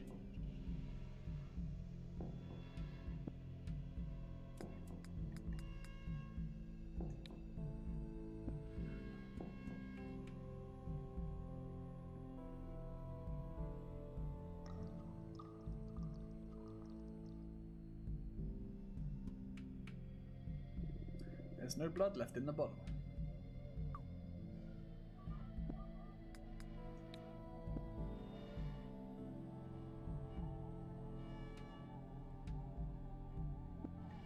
My lighter was right there. I went straight past it.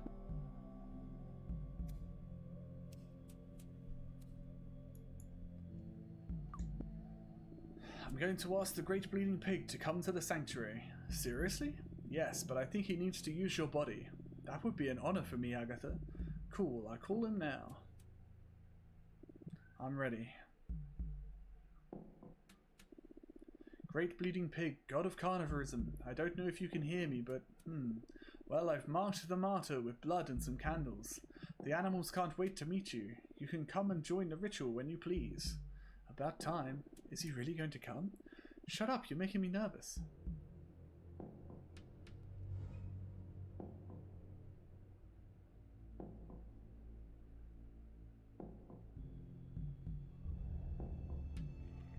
Whoa.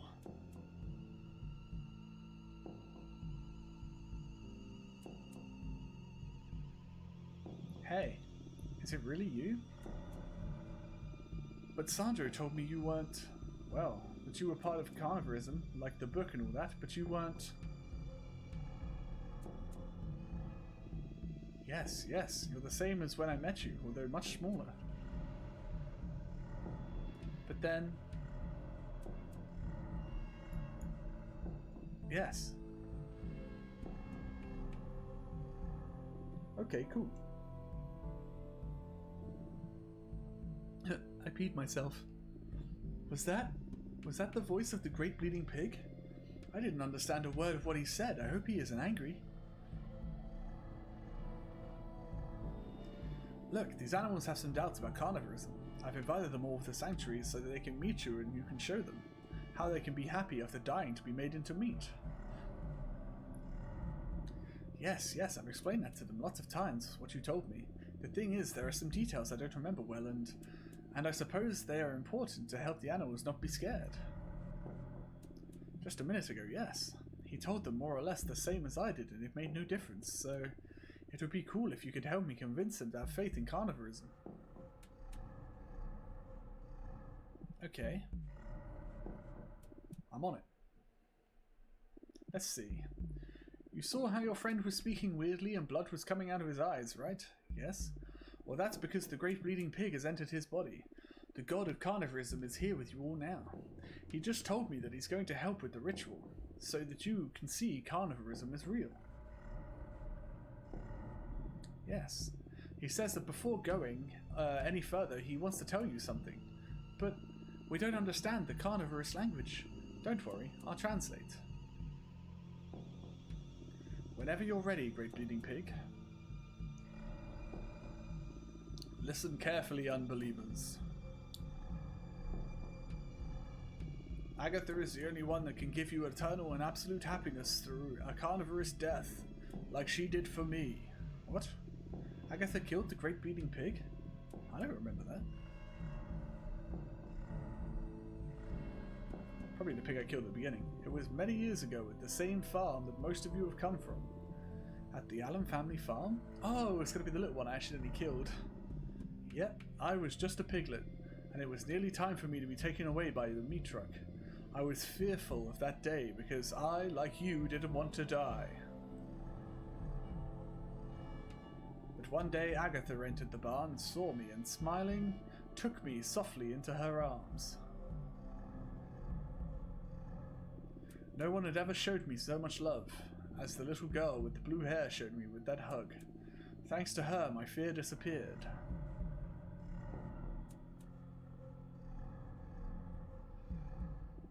And although that hug was so intense that I suffocated and died, while my consciousness started to fade into the abyss, I soon knew that to die in her arms was the best thing that could have happened to me. I'm happy here. Here? Sorry, Great Bleeding Pig, but where is here? Where are you now? On her insides. Inside her? Yes, inside Agatha. Whoa. I can't feel a thing. After choking me to death in this world with a hug, Agatha ate me whole, and in her stomach I discovered the purest happiness that I could ever have imagined. Forget your fear and trust in me. Give yourselves to carnivorism and I'll share this happiness with all of you. Let Agatha show you the way.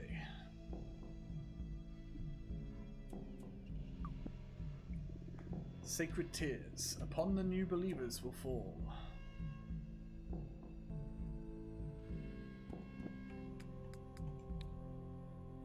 Shit's about to get real. Was that true? I killed you with a hug and then ate you?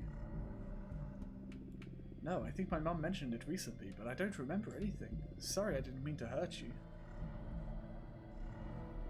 But are you really inside me? And are you happy?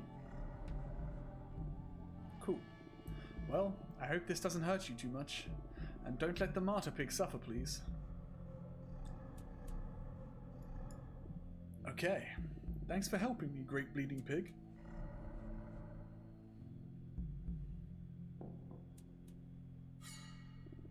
She's got the knives out. At last, we're going to see it.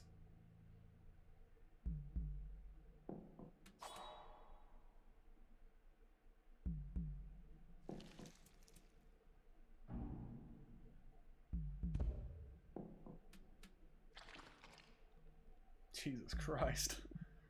Is he dead? Looks like it.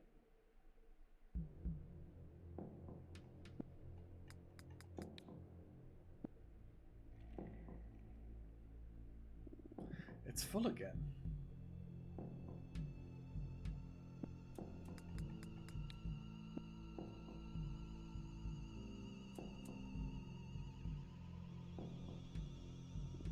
Your friend, the pig martyr, was possessed by the Great Bleeding Pig, god of carnivorism, before he died. I've got some of his blood here, and I'm going to sprinkle some on you, okay? And what's that for? Don't question Agatha. That's right. Sorry, I didn't mean to offend, Miss Prophetess. Don't worry, the blood is part of the ritual. In the sacred book of carnivorism, it says that the sacred tears must fall upon you. So it's as if the Great Bleeding Pig was crying and his tears were falling on you. Is he crying because he's sad? What are you talking about? Didn't you hear what he told us before? If the Great Bleeding Pig cries, it's out of pure happiness. Oh, of course. I already understood that. Okay, here we go. A little bit over here. And for you as well.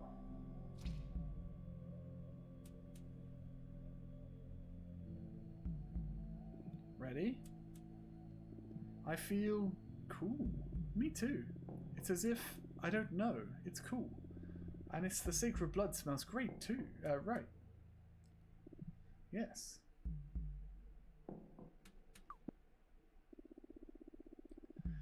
In the insides of the prophetess is where they will all want to be. The path to eternal happiness will finally be unveiled. Your friend wasn't scared of me, and he gave his life and his body to carnivorism. Thanks to him, I can show you the path to eternal happiness that only I can give you. Just fucking chowing down.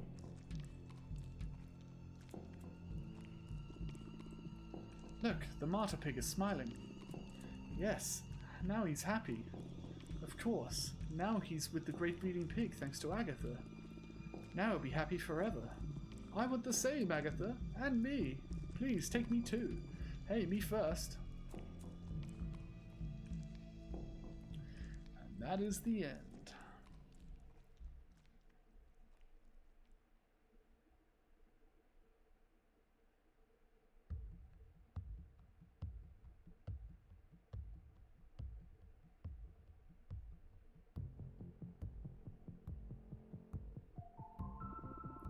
It's been a few days since we did the ritual. And life is good. We've renovated the store. The lights are back on and the phone has been reconnected. We paid Nika's aunt for what we owed her, and the store is full of the best metered customers. The new burgers have been so successful. The girl from the burger restaurant places a new order every day. Everything is awesome. Thanks to carnivorism, I've learned so many things along this course. And now I'm a master of faith and religion.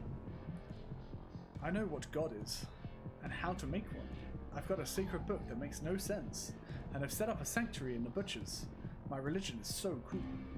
Oh, and the most important thing of all, my animals aren't afraid of me anymore. The ritual worked. They trust me now. They all want me to kill and eat them. Oh. It seems like the Great Bleeding Pig wants new friends. Anyway, I'm going to spread some happiness, because I am... Agatha.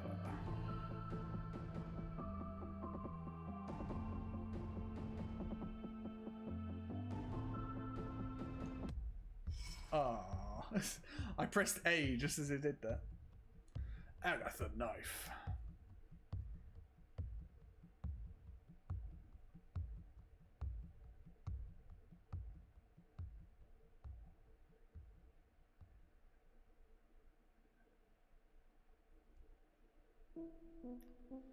A Psychotic Adventure by Mango Protocol.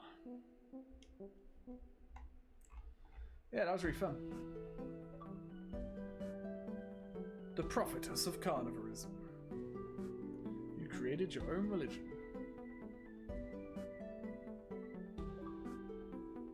And then Skeptic. You didn't want Sandro to read the cards.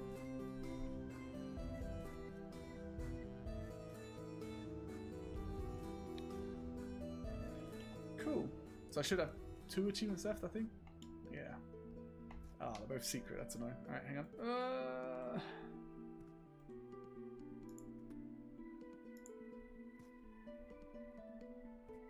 So, one is the library card thing. You can do it by pretending to be Nika instead of buying your own one. And then the other one is you don't spend any money the entire time you play. But obviously there's other stuff I had to do where I had to spend money some ways. And I had to play through it twice regardless because there was other achievements for spending money. So, cool. So yeah, that was Agath Knife. I'll do the other playthrough off stream. That was really fun. At some point, I will play the shorter game, which is called Mecha Nika. That revolves around Nika, but it's like under an hour, so I'll do it on a day where I don't have a lot of time. But that's cool. So yeah, that's me done for today. I hope you all enjoyed.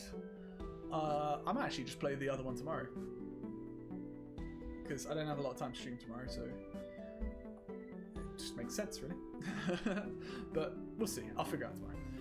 Either way, thanks for everyone stopping by.